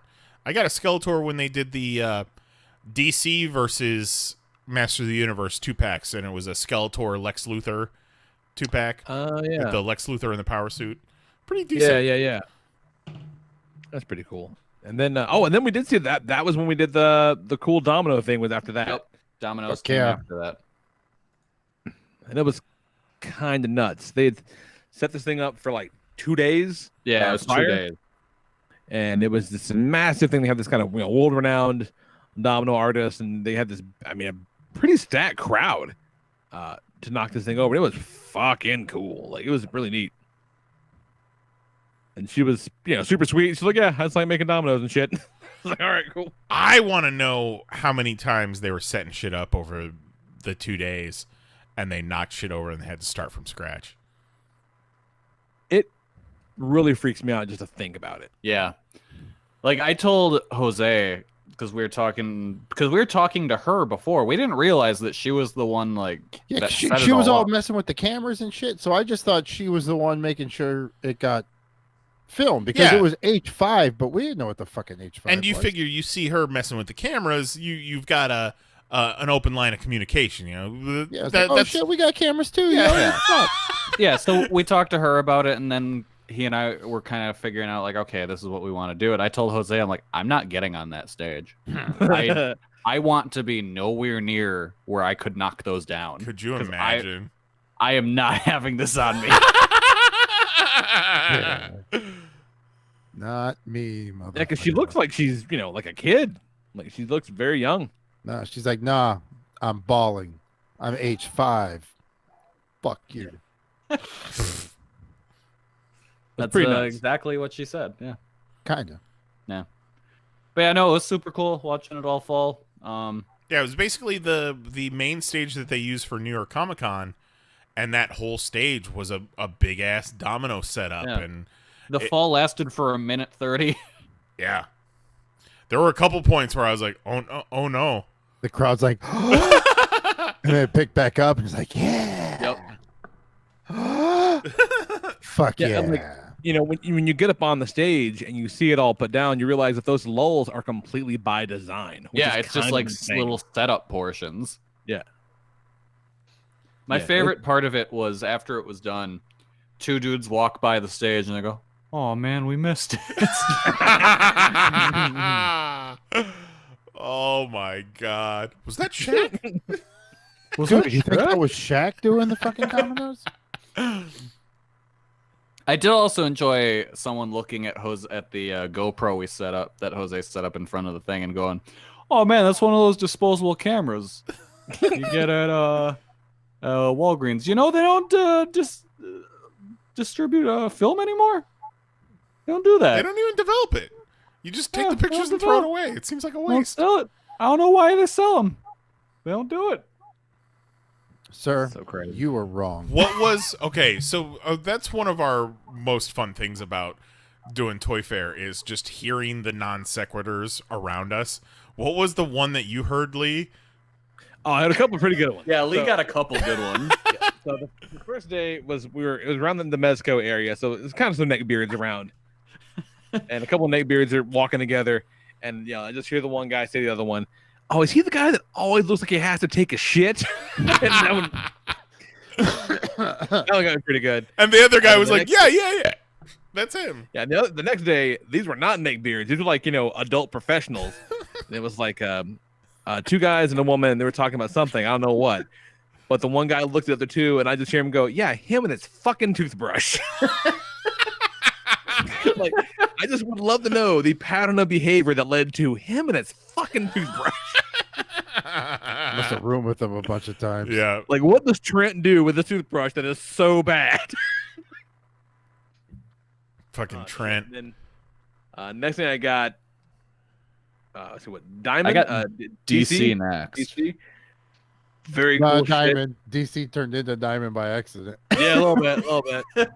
No, that guy was super cool. That's some really cool shit. The Batman black and white statues are gorgeous. Then they're doing some Harley Quinn black, white, and red statues that are super cool. Love those. Very, very cool.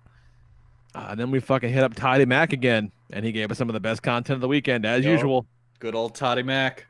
Todd McFarlane straight up cutting a promo on the toy industry. God, what a legend. It's like there's 4 things that you need to do to sell toys, and he like kind of looked around, like looked back at the camera. He's like, "Look, I'm gonna tell you guys the secret. I'm fucking crushing it over here. There's 4 things that you need to do, but you know what? I can cut out 1 thing, do 3 things, and still fucking crush it because I don't even need a licensed character. I'll just make some shit up. This guy, you like this guy now. This guy's cool. There's a figure, buy a cartoon, maybe movie, maybe."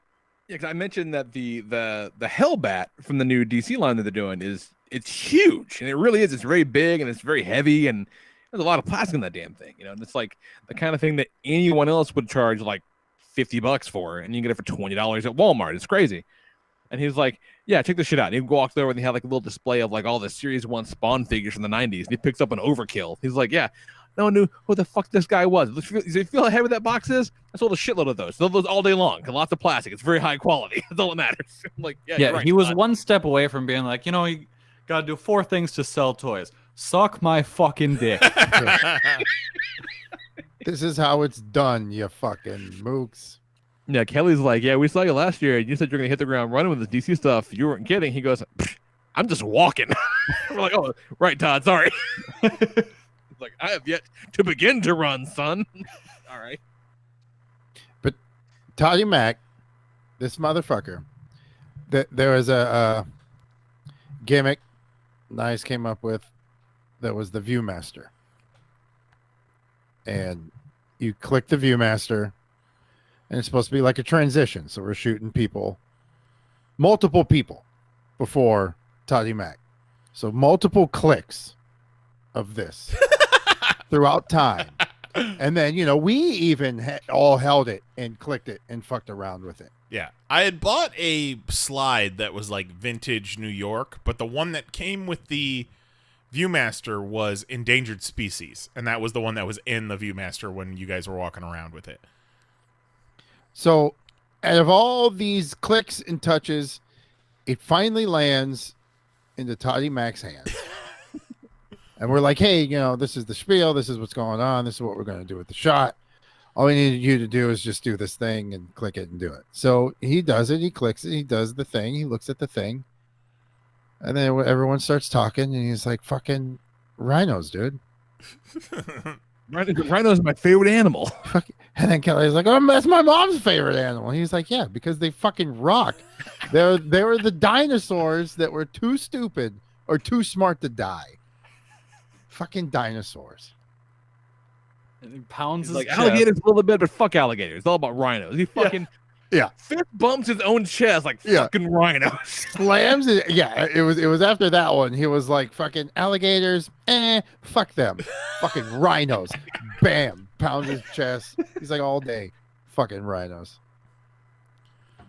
A one of a kind, truly bizarre interaction with one of the most famous people we've ever talked to. It was fate. Like fate just it brought that slide to him. And he ran with it. And it was meant to be. And then fucking rhinos. who was it? Was it Lee who tweeted out, or was it Kelly that was like, man, you would have never known, but Todd McFarlane really loves rhinos. And then some dickhead was like, does he ever? And I'm like, show your work. How Right. do you know Tide Mac likes rhinos? Exactly. What you got? Another Todd McFarlane tidbit from Toy Fair weekend was Kelly revealed to us this Christmas present that he got that he completely forgot about. Kelly, you got to set this up because I've got it queued up and ready to go. So my coworker Steve got me a gift for That's Christmas. right. That was a cameo from Rob Liefeld, where he asked Rob to do his Todd McFarlane impression. All right. It's something else. And this is from Christmas. Kelly completely forgot about it and then showed it to us all over Toy Fair weekend. And if you're watching on YouTube, you could watch along with us. Check this out. Bud, it's Todd and So offensive. and I'm gonna make that Spawn movie soon, always soon. And Bud, I love Robbie, little Bud, my little Bud. I grew him up. I trained him. I put the diapers. You asked for a Todd McFarlane, I gave it to you. Did I say Spawn enough? I'm making the Spawny. I'm gonna make the Spawny, and it's gonna be great, and it's gonna have the gore, and the claws, and the chains, and the cool cape. Oh, yeah. Anyway. Kelly, Steve, I hope you're good. I hope that was worth it. I had fun. Bud! It keeps dragging him back. Go do Spawn. I'll be back for Spawn 400. I celebrate every 100 issues. Take a bow. Again, I gotta talk to Guinness. Guinness is online. Talk to you guys. Rob Liefeld, Deadpool Cable, X-Force. Boom. Oh my God. He's doing an impersonation. He's doing an impersonation of Todd McFarlane, but somehow it's racist. I hope that's how Rob Liefeld introduces himself to literally every person he meets. Rob Liefeld, Cable, Deadpool, X-Force. Like, what? What did this guy just say? Just in case you forgot. If you don't know, now you know. Let's see what else. Next up we did Playmates was cool. They got this new thing coming out. What was it called? Power Players, which is it'll be on Netflix this month. It's on like Cartoon Network right now. It looks like it's got a very Small Soldiers vibe. It's like a bunch of characters from various like types of action figure lines. Is one of them like a luchador? They got like a superhero and like a luchador and a teddy bear. Okay, I've seen those in Target then. They're fucking cool. Yeah, Like, they're rad. really neat. So And, Jax is gonna be all over those things. Not so much new on the Turtles front though. All the turtle stuff was old. Yeah. And the Playmates lady was like, yeah. And she basically said nobody liked it. We may have fucked up on that one. Well, that's not her, man. They're just making the toys. Like, it's, Nickelodeon that fucked up. But she's like, yeah, they're going to announce something in the fall about what they're doing, in the spring, and what they're doing next. So, we've got the old turtle stuff for now. Like, hell yeah, this does have a real Small Soldiers vibe. Very much so. Even the one character's name is Sarge, and he looks like a Duke. Like a G.I. Joe type. And then there's the Masco, who's the luchador. Then there's a Barbarian, who's a teddy bear with an axe. Yeah, this all looks dope. Yeah, it all looks super cool. They're just good-looking toys, man. Like, Playmates doing awesome shit. They've got more Ben 10 stuff, which is cool, and a line of Miraculous toys when the movie comes out, which Jax is very excited about that as well. And they love you guys at Playmates. Oh, yeah, they do. Yeah. They grabbed us as we were walking by. It's like, hey, you guys working for the Toy Association? We're like, yes, we do. You want to come back later? Like, yeah, sure. Y'all's them one with that badass Pokemon shirt? Yeah. Is that yours? That would have been the day he wore that badass Pokemon shirt. Oh my god, sure was. Is it Sure. you with that fucking Charizard? Hang on. Let me get up close on the mic for this one. Nice. It's a tremendous shirt. I had to, as we're there at Toy Fair, I'm looking at Kelly and I'm like, Kelly, I love you. I respect you. You're my friend. But man, that shirt is fucking ridiculous. I mean, you're not wrong. I can't believe you wore it to Toy Fair, but I love you just the same. And the people of Toy Fair loved it. Kill and I, our collective shirt game was on point all weekend. Everyone loved our shirts. Compliments left and right. But oddly enough, never on the same day. Like, the world can only handle one of them at a time. Compliments with the shirt to the shirt, chef. You baked a wonderful pie. Shirts for the table. You have worked this angle to its fullest and shall be rewarded. It was a sweet shirt, though. And then that's kind of it I got for Saturday. Or Monday. Fucking Monday. And then we still on day one? No. And then Tuesday they had this student congress thing, which was kind of cool. Yeah.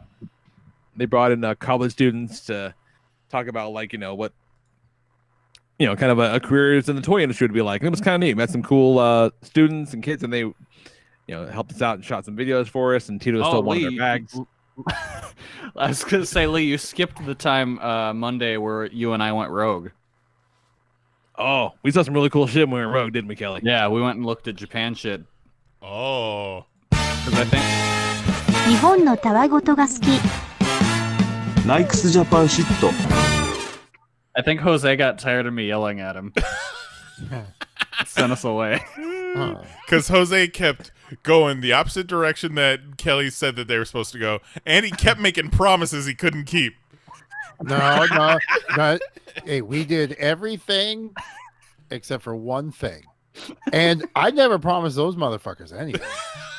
I think you literally said the words, I promise. Yeah, I'm pretty sure you said, I promise it's for real. In the I real want to world. say those were your exact words. And I have no reason not to believe Kelly and Lee, because that's your fucking MO, Jose. Well, hey, still only one. Right. Missed one. That's pretty good.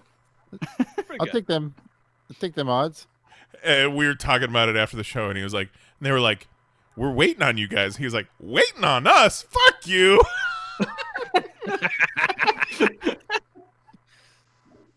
Yeah, so after Jose got tired of me yelling at him, Lee and I went and looked at Bluefin and Little Buddy and Super 7. Looked at a bunch of cool stuff. God, Still Bluefin mad. had these giant vinyls with his crazy fucking venom. Yeah. That just looks nuts. Just Bluefin is so unfucking much real. cool stuff. And the models. Yeah. My biggest disappointment was at Super 7 that they didn't have the New Japan figures on display. They just had like updated promo pictures of them. I thought they had a couple of them, didn't they? No, Or they were pictures? just pictures. Wow, in my brain they were figures. Yeah, Okay. no, they were just new pictures of the figures. And Which then would imply that they have figures somewhere. yeah, and then That's a weird. little placard for teasing a Naito figure and no picture of a Naito figure. And then a New Japan logo that just says check back soon under it. And so you know what? We did check back soon, and you know what else? That placard was still there. Yep, sure was. Sure was. Oh, and then we went to Kotobukiya and saw Sexy Pennywise. And you know what? I'm kind of here for it. Wasn't bad. And then there was That's pretty Sexy good. Leatherface with just hoots hanging out. I like that one a lot less than the Pennywise. Yeah. All right. And then on our way out back to the hotel, we passed by just a discarded empty chili bowl on the sidewalk.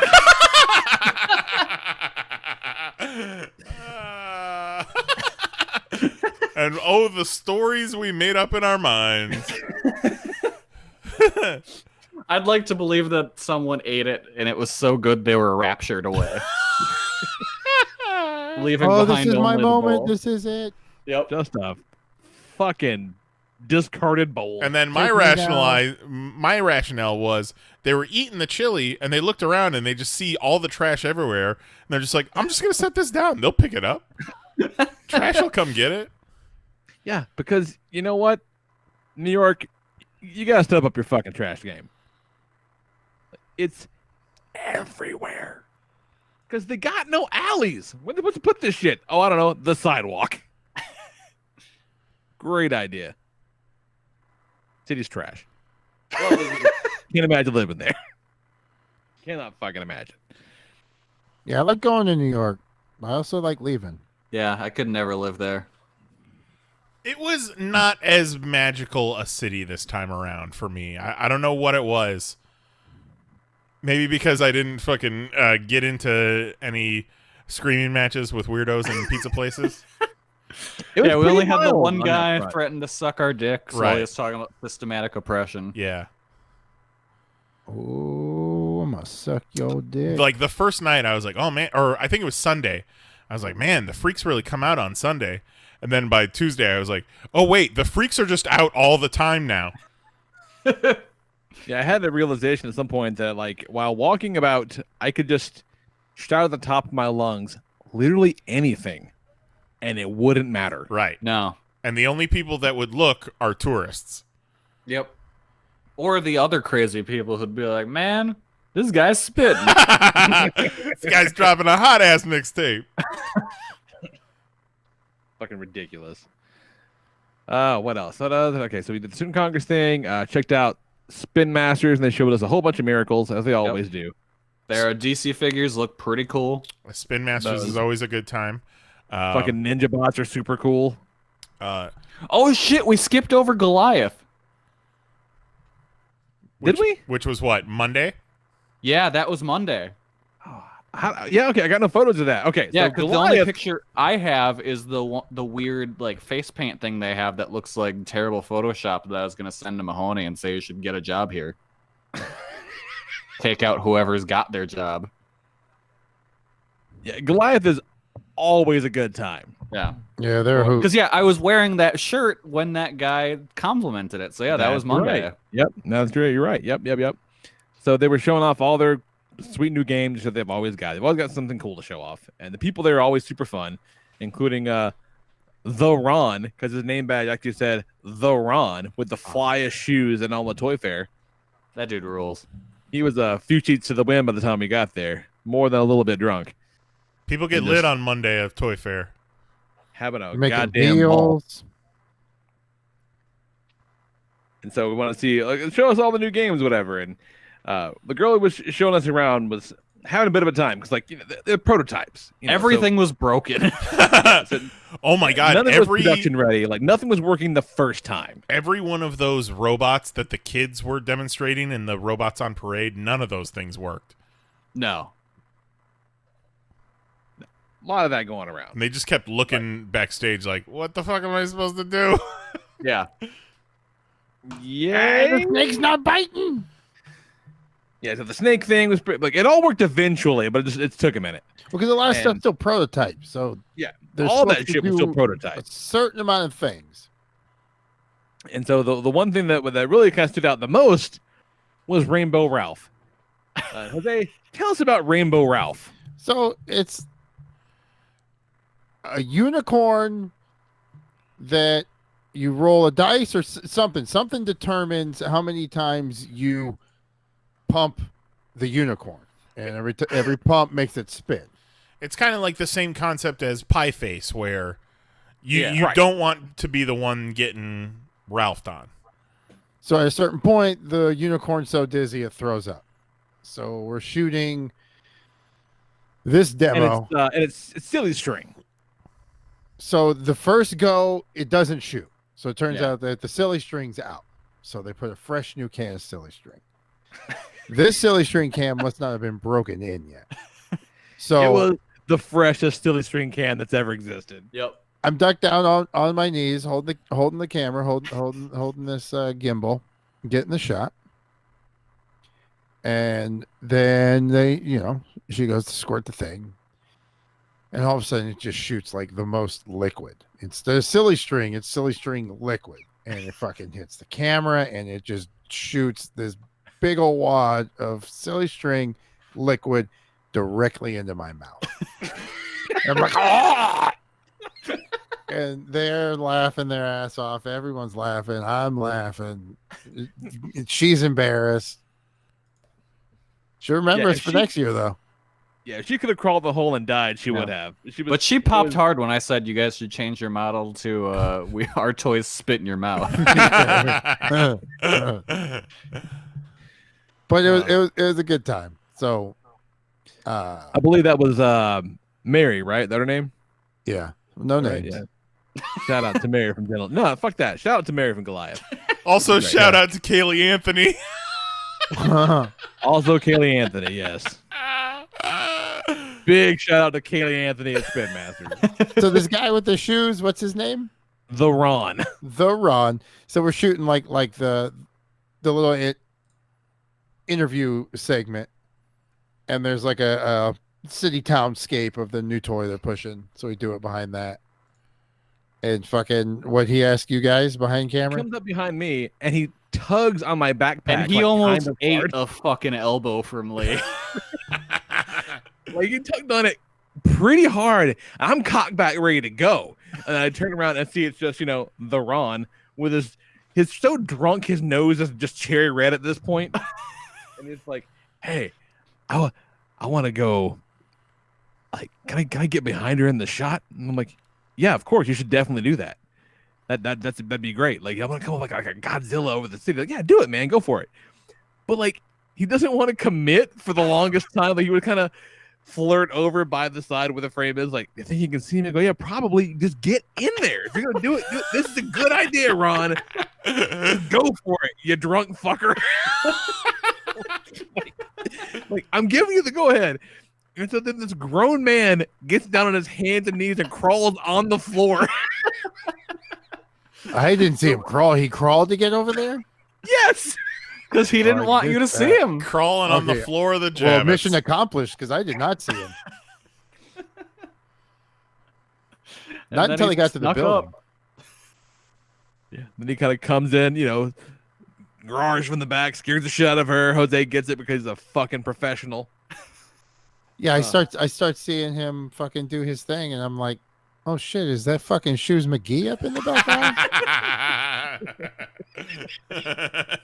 Let me kind of frame this motherfucker into the shot. Because he had the flyest shoes and all the toy fair. He was not fucking around. But yeah, just don't just aggressively lay your hands on a stranger, the Ron. Bad idea. Especially Lee. Because Lee will be feeding you your teeth. I'm very on edge most times in public. Lee was fucking lighting Twitter up, and every time I would see one of his tweets talking shit about something at Toy Fair and be like, God damn it, Lee. But then I realize his tweets were on private and I'd be like, oh, thank God. I didn't say anything untowards specifically. No. About maybe the exploited children. Untowards or to unto them. It's not my fault they're exploiting their kids. They made their fucking bed. Yeah. Some of them got my shot. Not used to that. Of course they did, because they're horrible. You better get up out of my shot a little bit. I mean, sweet baby angels. They're all sweet baby angels.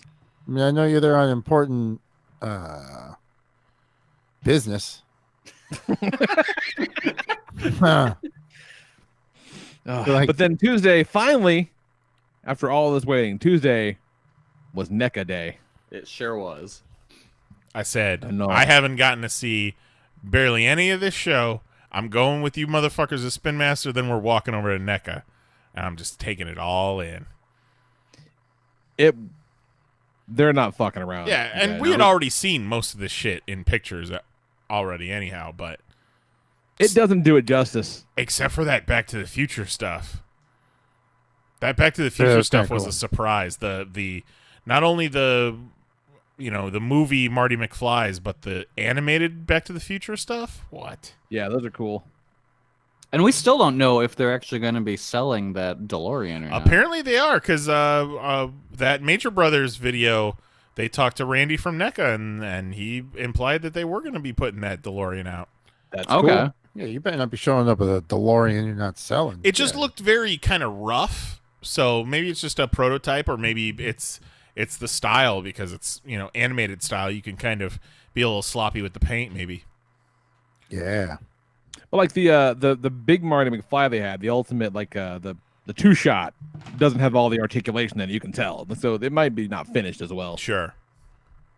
So I don't know, but that was all cool. They got a line of prop replicas, like a Batman Beyond Batarang and the animated series Freeze Gun and Grapnel Launcher, like really cool stuff. Was that where they had the Harley Quinn gun too?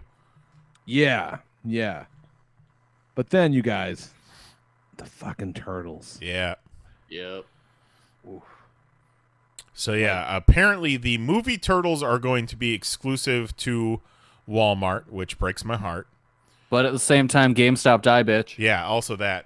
And apparently the Toka and Rezar 2-pack is only going to be $60. What? Are you shitting me? Yeah. That's a fucking steal. Damn it, I might need that. Yeah. For 60. Yeah. The backdrop was just a display thing, so it wouldn't include a backdrop. But $60 for those two chonks? Come on. Like, for sure, I need Super Shredder. Yeah. Yeah, and then Well, like Super Shredder and the Krang's android body, and I think Metalhead. Those will be probably $30-$35 a piece. But the Token Razar, like, by now you've probably seen pictures of them and whatever, and like, and no, we put a bunch of pictures up, but like, in person, they're just awe-inspiring. They're Like, so good. You can look them in the eyes and stare into their souls. And they have like each one of their fingers is articulated, and they have like the soft goods for the wraps on their wrists and knees and shit. They're just incredible. Well, apparently, like, Toka's eyes are articulated. Well, they've done that, like the Gizmo. Gizmo does that, yeah. It's not always the best results, but I'm into it. They got the Casey Jones and Raph with the trench coat, which is a great 2-pack. Yep, I think I gave them that idea, so you're welcome, NECA. Yep. And then all the the cartoon stuff is great. The video game ones are great. Like, man, just they are killing it. And was this the first time they showed off the Splinter? Yeah, the absolutely. And I feel like so many people glossed over that Splinter. It's great. I don't think I saw the Splinter. What? I don't have a single picture of it. I don't remember seeing that. Yeah, no, he was in front of the Metalhead, and he's amazing. He looks great. He's got the soft goods. Oh wait, there it is. Okay. Oh yeah. Yeah, and it's How going to did be. I not notice him? It's going to be Splinter and Baxter Stockman in a 2-pack. Very cool. Yeah, the Stockman looks great. The android body Krang appears to come with a baby Shredder when he got turned into a baby in the cartoon, which is kind of great. He's on that baby bandwagon. And they got the Rock Soldiers. I fucking all rules. And I really love that giant size animated Raphael. Hell yeah. And you had a whole bunch of good horror stuff. Saw that they showed off the 100th Predator, the Alpha Predator figure, and that thing's fucking cool. Yeah, you were telling me about that to where it doesn't have any tech on it. It's all like bones and wood. Yeah, the Alpha Predator, like it's an original design, not based on any movies or comics or games, or whatever. And so it's like, yeah, he's all of his stuff. He has all the same kind of like accoutrement you expect to see from a Predator, but it's all organic, like, you know, bones and skulls and, you know, shit that he's carved out of his kills as opposed to having a bunch of like tech gear. Really cool idea. None of them fishnets. And then they had another incredible Gremlins set up this year. Oh, yeah, by so TJ, good. the Gremlin guy. Ben was like, Man. Are they going to sell that? And I'm like, it's the size of a fucking washing machine. What are you thinking? There must have been, what, fucking 20 Gremlins in that thing? Easily. Easy. Yeah. And it was the bar scene. So you had like the Flasher Gremlin and it's all shit from the movie. So they were playing cards in the back. They had the puppet guy, like all the stuff that was supposed to be Flash part Dancer. of the loot crate that That's right. the loot launcher that didn't happen. So obviously they're going to release them at some point. Those Gremlins figures, if you don't have a scale reference, you might think that whole bar setup could be, you know, sold in a store. But no, those Gremlins are like 7 to 8 inches tall. They're massive. And they're very, you know, they got a pretty expensive wingspan because of the ears and shit. They're not slight. They got a bunch of Gremlins 2 figures that are coming out. Yeah. Love it. And just the So, diorama. just looking at the picture, the pictures I took, I'm counting 24 figures. That's fucking nuts. And it's crazy because, and that's not counting all the like little popcorn and the cigarettes and all the beers and all the stuff. Like it's amazing. Like it's very, very cool. And the guy that designed it hit me up on Instagram when I gave him a shout out. It's pretty cool. That guy's just doing the Lord's work. And then looking around, it was just kind of low key rounding out the day after that. I feel like just kind of catching up the shots we missed. Low key. Compared to the rest of the weekend, it was pretty low key. Yeah, but it was, oh fuck, we need to get all these shots. Let's go. We've got 2 hours. Yeah, and now we have to snatch up. Hey, you want to talk to us? Yeah, You want to talk? You wanna be on Kelly, camera? You wanna talk to us? Kelly and Lee got to see the horror that is trying to grab attendees for I testimonials. knew it was gonna suck. It sucks we were every walking- year. Madeline was with us at the time, and we were walking up the stairs. I go, "All right, you ready for the worst part of this whole fucking thing?" Yeah. She's like, "What do you mean?" I go, "You'll see." Because that was the last day. Because we do an exhibitor video, which is simple because we know exactly who the exhibitors are.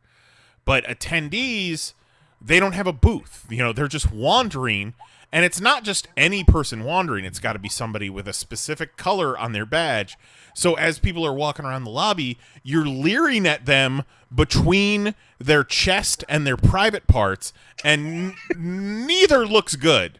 So you got to be real slick about it.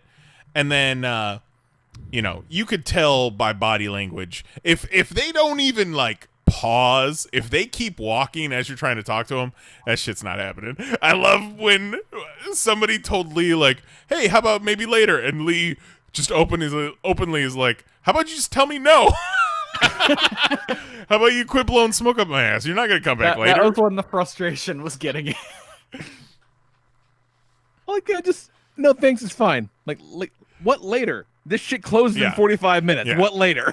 He said, no, I'll find you Thursday. We got a bunch of dudes attendees on camera. So then I'm like, all right, boys, huddle up. we need some ladies. We need some diversity up in here. So this is gonna be even tougher. We gotta track down some ladies. Ladies were not having it. We thought we found one. Ladies.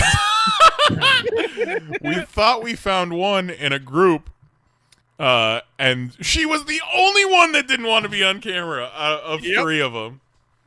We're walking down the aisles at one point,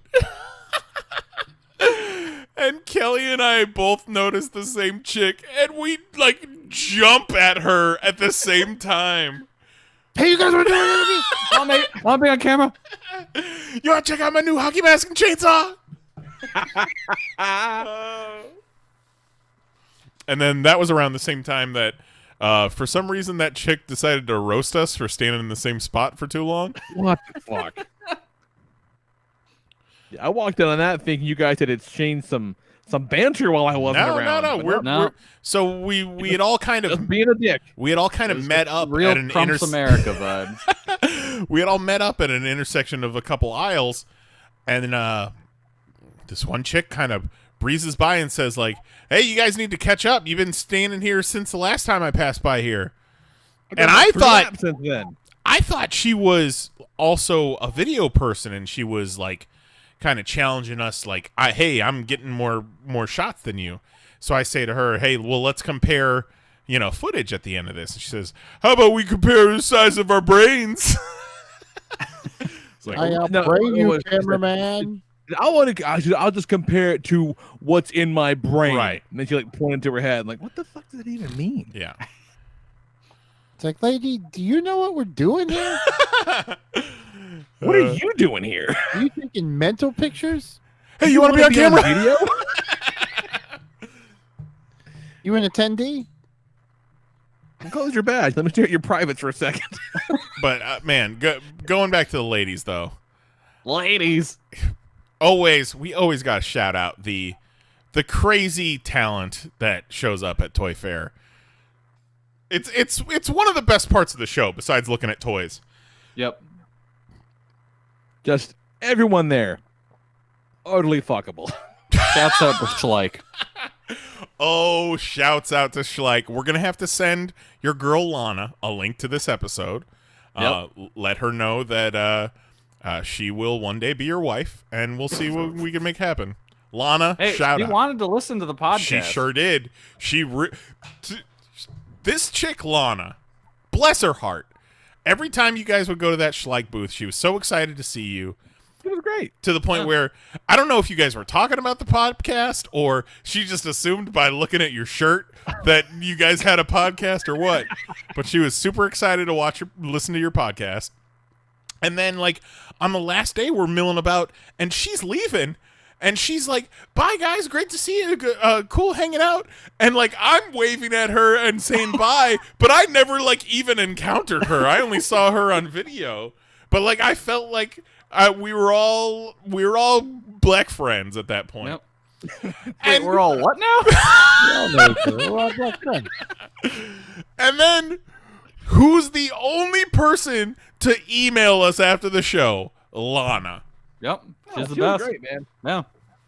She was a lot of fun. She was very enthusiastic. Like, took us away from the kind of little Mitchell Woo installation at the front, and like, hey, let's go back and shoot the whole like big booth. I'm like, fuck yeah! Like, she was great. Yeah. Lana, if you're already taken, you can't be Kelly's wife. That's cool. We'll still hang out. Yeah, we homies. We homies for life. Yeah.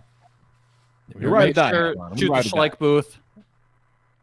You're in the Playmates Club now, where you know who we are. You see us. I like Schleich. It's all good. Yeah. Yeah, they got because that's their tagline thing. Right. I know that was also in her email. It spelled it phonetically. Yeah. Lee and I were talking about that. We were like, oh, that's cool. And then I kept pointing out to Lee on their big horse thing they have. It says Horse Club, and I said, Lee, I'm gonna buy you fucking a shirt that says Horse Club. We didn't talk about the pony. God, the pony. The haunted pony. The pony possessed by a Victorian child. I like Kelly's impersonation of it every time he came up. Kill me. all weekend. I'm like, you guys get a shot of that pony? You guys get a shot of that pony? All fucking weekend. We got one shot of that pony. Because it was never out when we were around there. Yeah. Okay. So to set it up. So one of the installations they had in the kind of lobby area was for Spirit, the horse show on Netflix, whatever. And I think it might have been Friday while they were setting up. They're like, oh yeah, there's gonna be a pony here. And I'm like, oh fuck, there's gonna be a pony here. That means I might die. So I better get some Benadryl and keep in the bag in case of an emergency. How many times did I make you explain to people that you're allergic to horses? Too fucking many. Because we'd be around, invariably, strangers, and like, hey, check out this horse. Are you terrified? I'm like, no, fucking no, not terrified of the horse, you prick. And he's like, tell pre-lady why you're scared of horses, Lee. Yep, that sounds like me. Hashtag horse club. Yeah, at one point we're for life. At some point I'm telling the story. Jose is shooting something pretty intense. It's gonna take a few minutes, and Kelly's busting my balls about the horses again, and so I kind of explain. And Madeline's with us. I'm like, yeah, this is what happened. And Madeline's like, why are you afraid of horses? And I'm like, I'm not fucking afraid of horses. I'm allergic to horses. I tell her the story because if this is your first episode, I am horribly allergic to horses. Can't be around them, or like my throat closes up and I die. Just so you know, Lana. Yeah, it is a real thing. And so I think I made Lee explain it to her already. Yeah, could be. I'm pretty sure you explained to her how you die from horses. But it was around that, and at that point when we're talking to Madeline, I'm like, yeah, that's like the closest I've ever come to dying. And Kelly's like, did I ever tell you about the time I almost died? And so he tells this crazy story about he was in a horrible car accident, but managed to come out of it completely unscathed. And Madeline's eyes just keep getting bigger. And she's like, I've never almost died. I'm like, oh, well, then you've never lived, Madeline. And then Lee's like, and that's not even the time I got stabbed. And you left that at that. Like, you didn't say anything more about that. Oh, yeah, I had shit to do. Oh, God. We're scamps. Yep. We have fun. We're fun to sure be around. We are fun to be around. So after all that nonsense, the show started to close, and so now we're like, all right, let's go around and see what happened. Maybe we'll pick up some free shit. Maybe we'll go say bye. And it's kind of slim pickings. Like people aren't really doing a whole lot. But then, like, Kelly was like, oh, let's go stop by the McFarlane booth and say, kind of thanks to Carmen for hooking us up with Todd and all the great stuff, whatever. And we get up there, and at the McFarlane booth, they're already breaking it down because the show's almost over. And basically anything they had there that wasn't the prototype, they're like, what do you want? You can have it.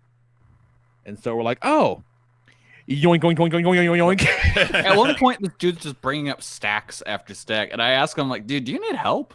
Like, I can help you. Like, no, I got it. So we made out with a pretty good chunk of swag, man. Like, I had to buy another bag. Yeah. To get all the shit home.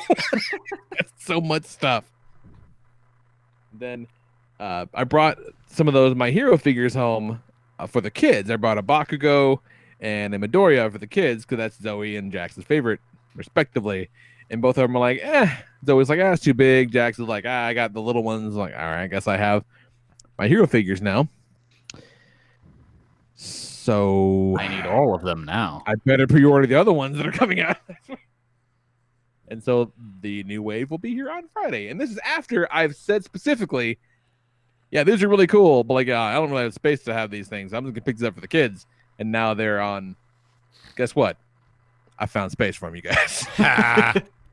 Found some fucking space. Did not grab the All Might, though. And Tito ended up with the All Might. And Kelly got the Sugar Rocky. Yep. It's pretty cool. And they're really nice toys. Sugar Rocky? You cannot beat them for $20. No. Like, they're so good for what they are. And I think we all ended up with a couple of those Mortal Kombat figures. I got one of the weird Doom ones. We did not get, however, neither one of us, Kelly nor I, did we pick up the Spawn Turd Baby. We left the Turd Baby behind. Yeah. And that's not us, like, passing a judgment on the thing. It's just literally called a Turd Baby. It's called a Turd Baby, and it was real big. Yeah, that I probably could have taken it and just popped it out of the box, but I don't need that. No, but then you can say you actually have a turd babe in your collection. That's true. So we going to see Toddy Mac next year too at the Yep. end of Toy Fair. Yeah. Because they don't fuck around. No. At the beginning and the end. Yeah. Yeah, they were great. You got to bring him a gift rhino from the Schleich booth. Yeah, no, we're bringing him some rhinos next year. Oh, we're gonna bring a rhino for sure. We'll bring like a Spider-Man villain rhino figure. The whole night we're gonna rhino him out. And then we're going to ask him, Rhino hat. you ever talk to that dickhead Lan about liking rhinos? Ridiculous. Fucking ridiculous. We piggybacking our shot. Insane. And then that's when Kelly and I broke again. Yep. Head back to the hotel. We wanted to go check out some. We were gonna go to the Nintendo store, and it's a little rainy. Wasn't awful. Yeah. A little bit rainy. It was at But, this like- point that I realized I had walked a hole in my shoe. Yep. Literally walked a hole in his shoe. Like a Yep. real street urchin. Yep. And got back and we're talking about, okay, like, I would definitely want to go to the Nintendo store. I'm like, well, it's not really, the Image Anime spot is not that much further than that. Like Midtown's around there. There's like 3 or 4 places that we, in theory, could have wanted to go. But it's fucking New York. And Yeah. despite the fact that these places are all within a mile radius of where we are, to do more than one of them would have been horribly inconvenient. At best, at worst, very expensive. So Yep. we're like, what if we just go to Nintendo and come back? Like, that's a good idea, Kelly. Like where your head's at. So we it's- take a lift to or wait, did we walk to Nintendo or we took a No, lift? we got a Uber down there, but like he dropped us off like kind of close to it. That's right. Yeah. So we were walking, and that's when we came across the shanty town. Okay, so we saw the beginnings of this shanty town. We sure the fuck did. Was it the night before, 2 nights before, when we showed up there and it was closed? Yeah, that means that for 2 days these fuckers have been out there, and by the time we got there again on Tuesday, it was intense. It was a shanty neighborhood. Yeah, it was a straight so up it- shitty neighborhood. It was people standing in line or sleeping in line or fucking whatever in their tarps to see Harry Styles on the Today Show Today on Show, Wednesday right? Yeah. morning. I Oh, it was never the fucking Today Show line? Yep. I never made the fucking connection.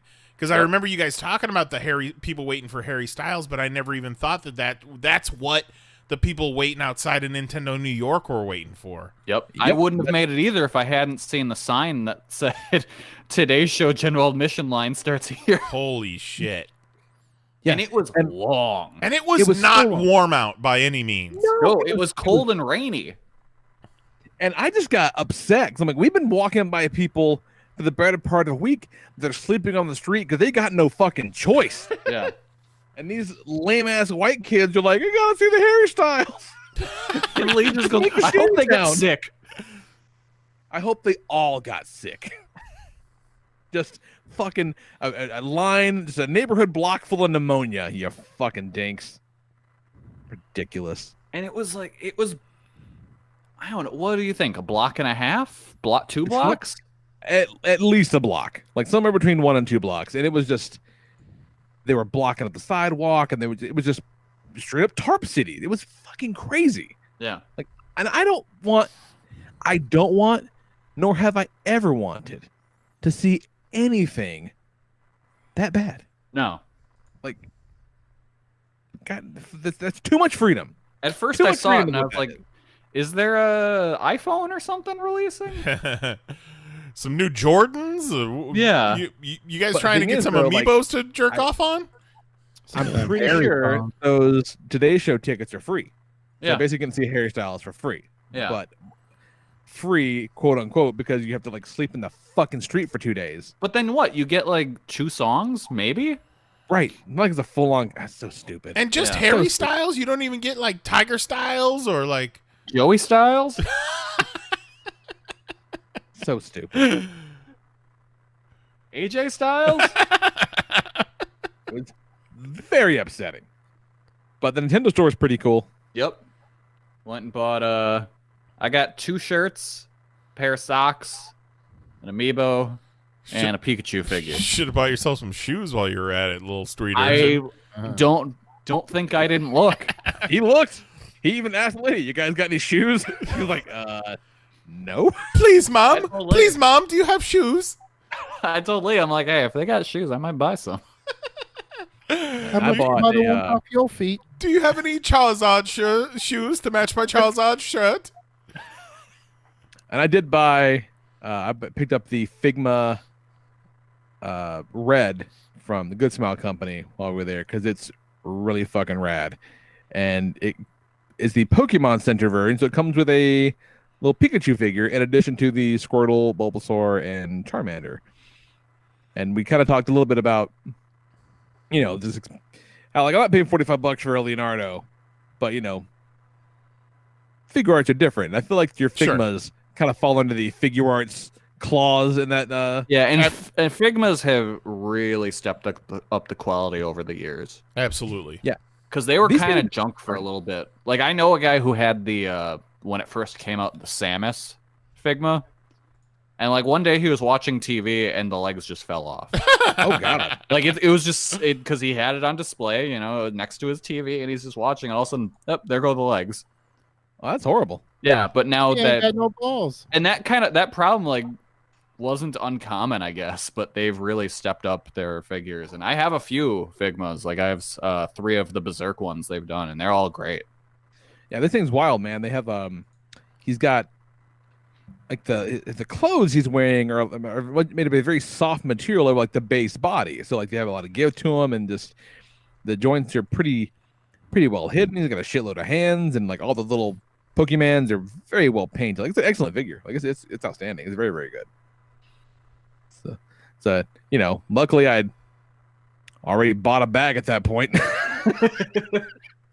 Oh no, I had to go to get a bag after that. Yeah, that was the tipping point, I think. Oh no, because the bag that I brought with me at that point was just full of stuff. None of my clothes were in there.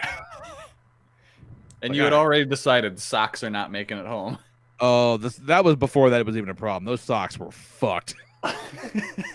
Those socks were never coming home. It was rough. But that's about all I got. It's gonna go on through all. Then we got some pizzas and got some more called pizzas. It a toy fair. Called it a toy fair. We watched a little bit of Monday Night Raw on the Monday night, and it was very upsetting because it sucked. Yeah. I hadn't watched WWE in a long time, but like this looks shitty compared to what I've been watching. Yeah. It's always fun dropping Jose into just modern wrestling, whatever's on at the time, and he's like, who the fuck's this guy? Who's that guy? Who's Homeboy? Homeboy still champ? I knew Homeboy. My favorite time was when he asked us if someone is still champion. We're like, what doesn't fucking matter?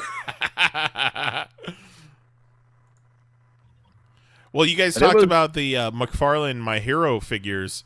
You guys also saw the My Hero movie, right? Hell yeah, we did. Yeah. Not together. It was after we got home. Not at Toy Fair, yeah. Yeah. And it's my second favorite superhero movie now. It's fucking great. It's very good. It's got everything I love about superheroes. Yeah. All the stuff you like about superheroes and all the stuff you like about that show. Yeah. Just condensed down into a movie and like Yeah. done very, very well. Because like, I'm not a super.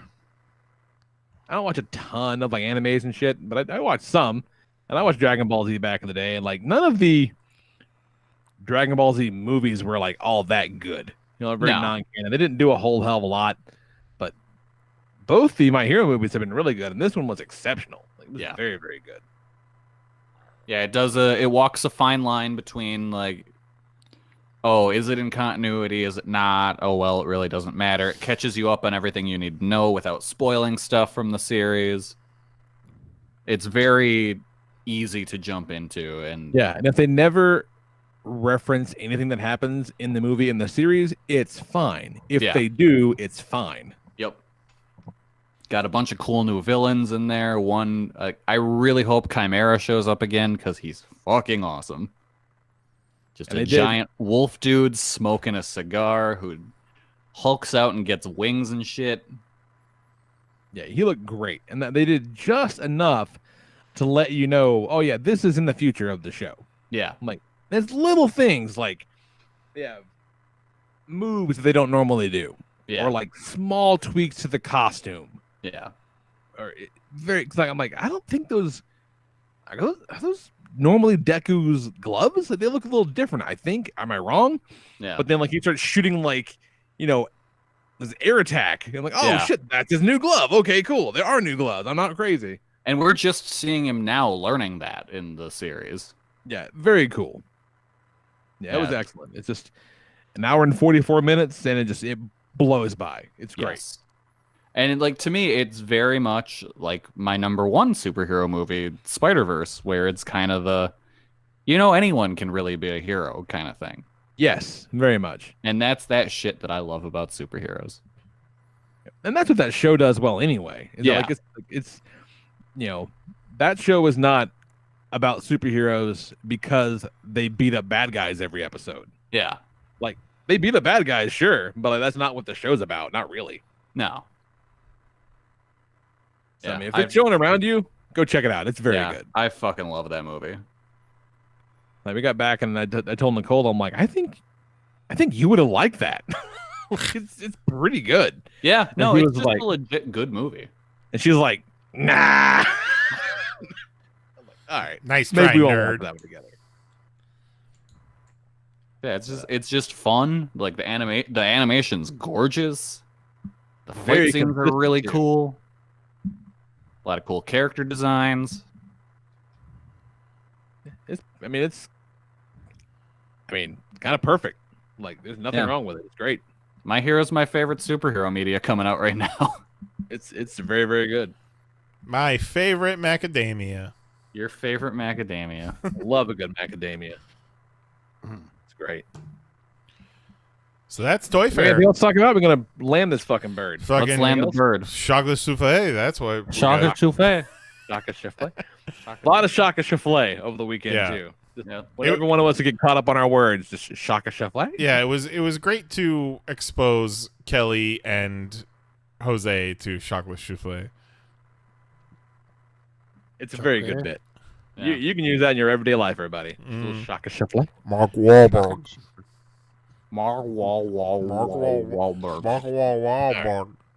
But we got to talk about our Yes. worst fandom tournament. We're just getting it off the ground. I did make a channel on Discord, so this is the idea. We've done this before. I believe we did it on the show or on the site.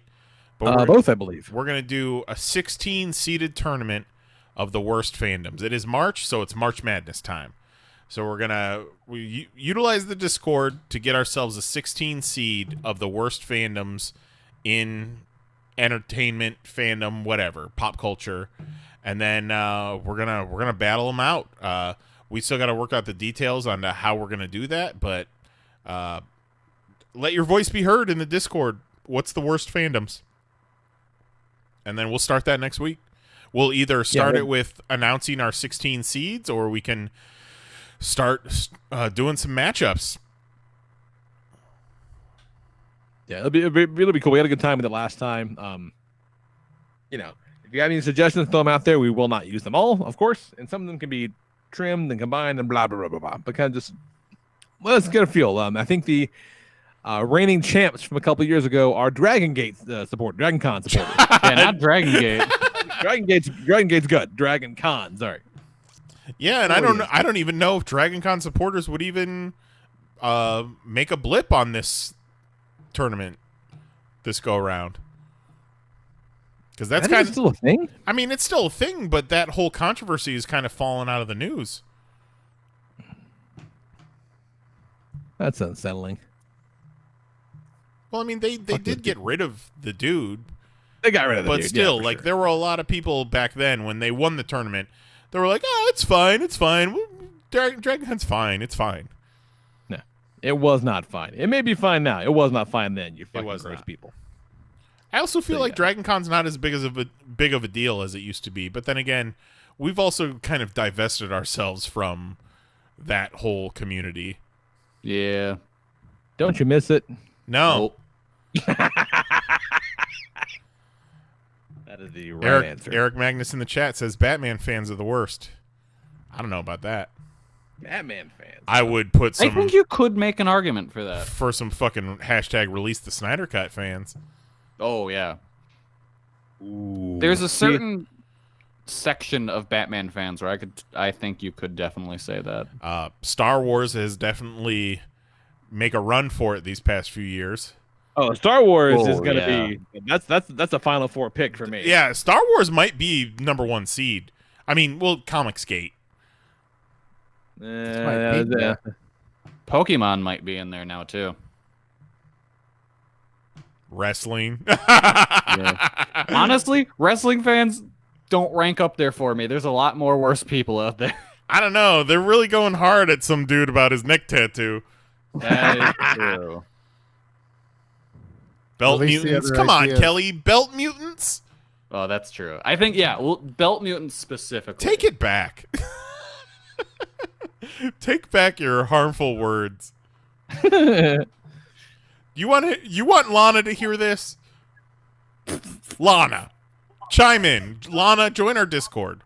Yeah. Shoot me an email. Who's the worst? So yeah, that'll be a lot of fun. So kind of Can we put belt mutants separate from wrestling fans? I mean, it really depends. Because I would rate them as different people.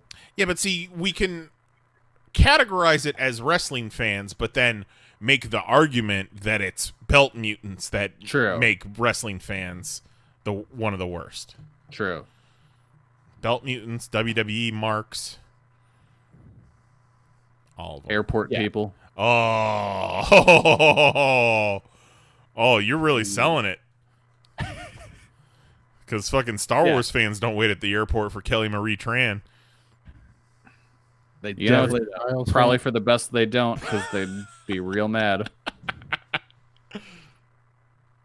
Yeah, that'll be fun. So throw it up there, see what you think. We will. Harry Styles fans. You know what? Fucking #1 seed, those fucking dummies. Big dumb dummies.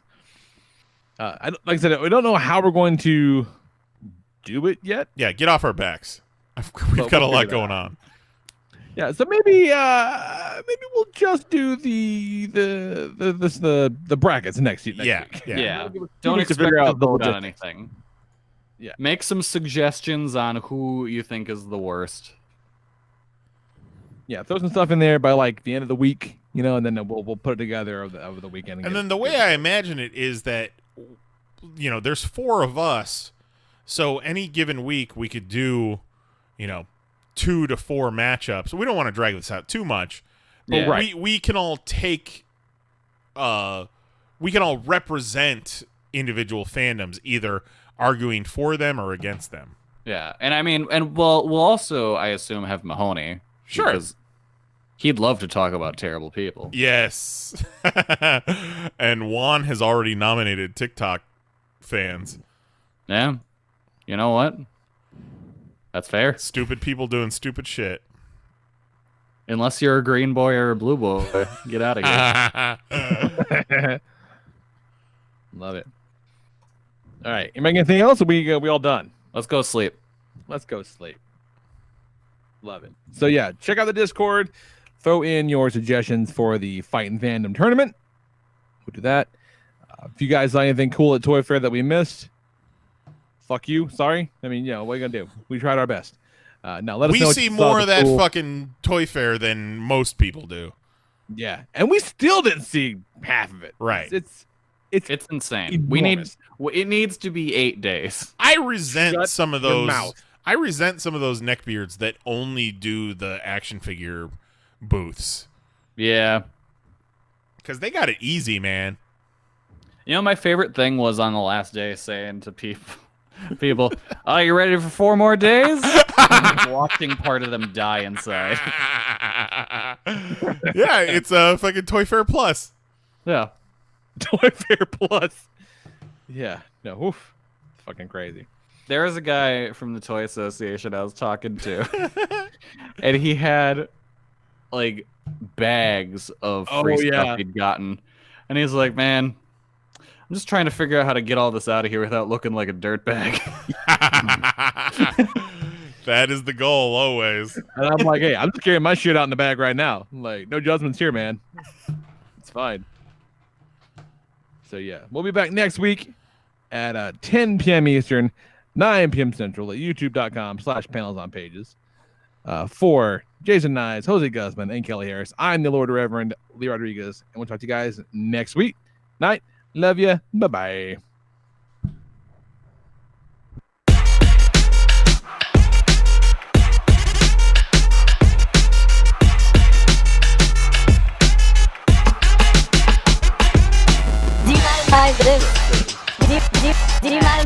You fucking Google ass bitch.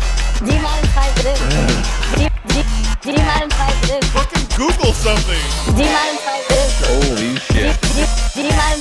You fucking Google ass bitch. I didn't want to say it.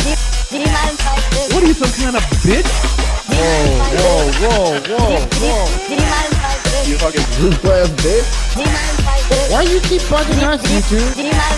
You fucking Google ass bitch. That's it. Show's over. We're done. See you next Tuesday.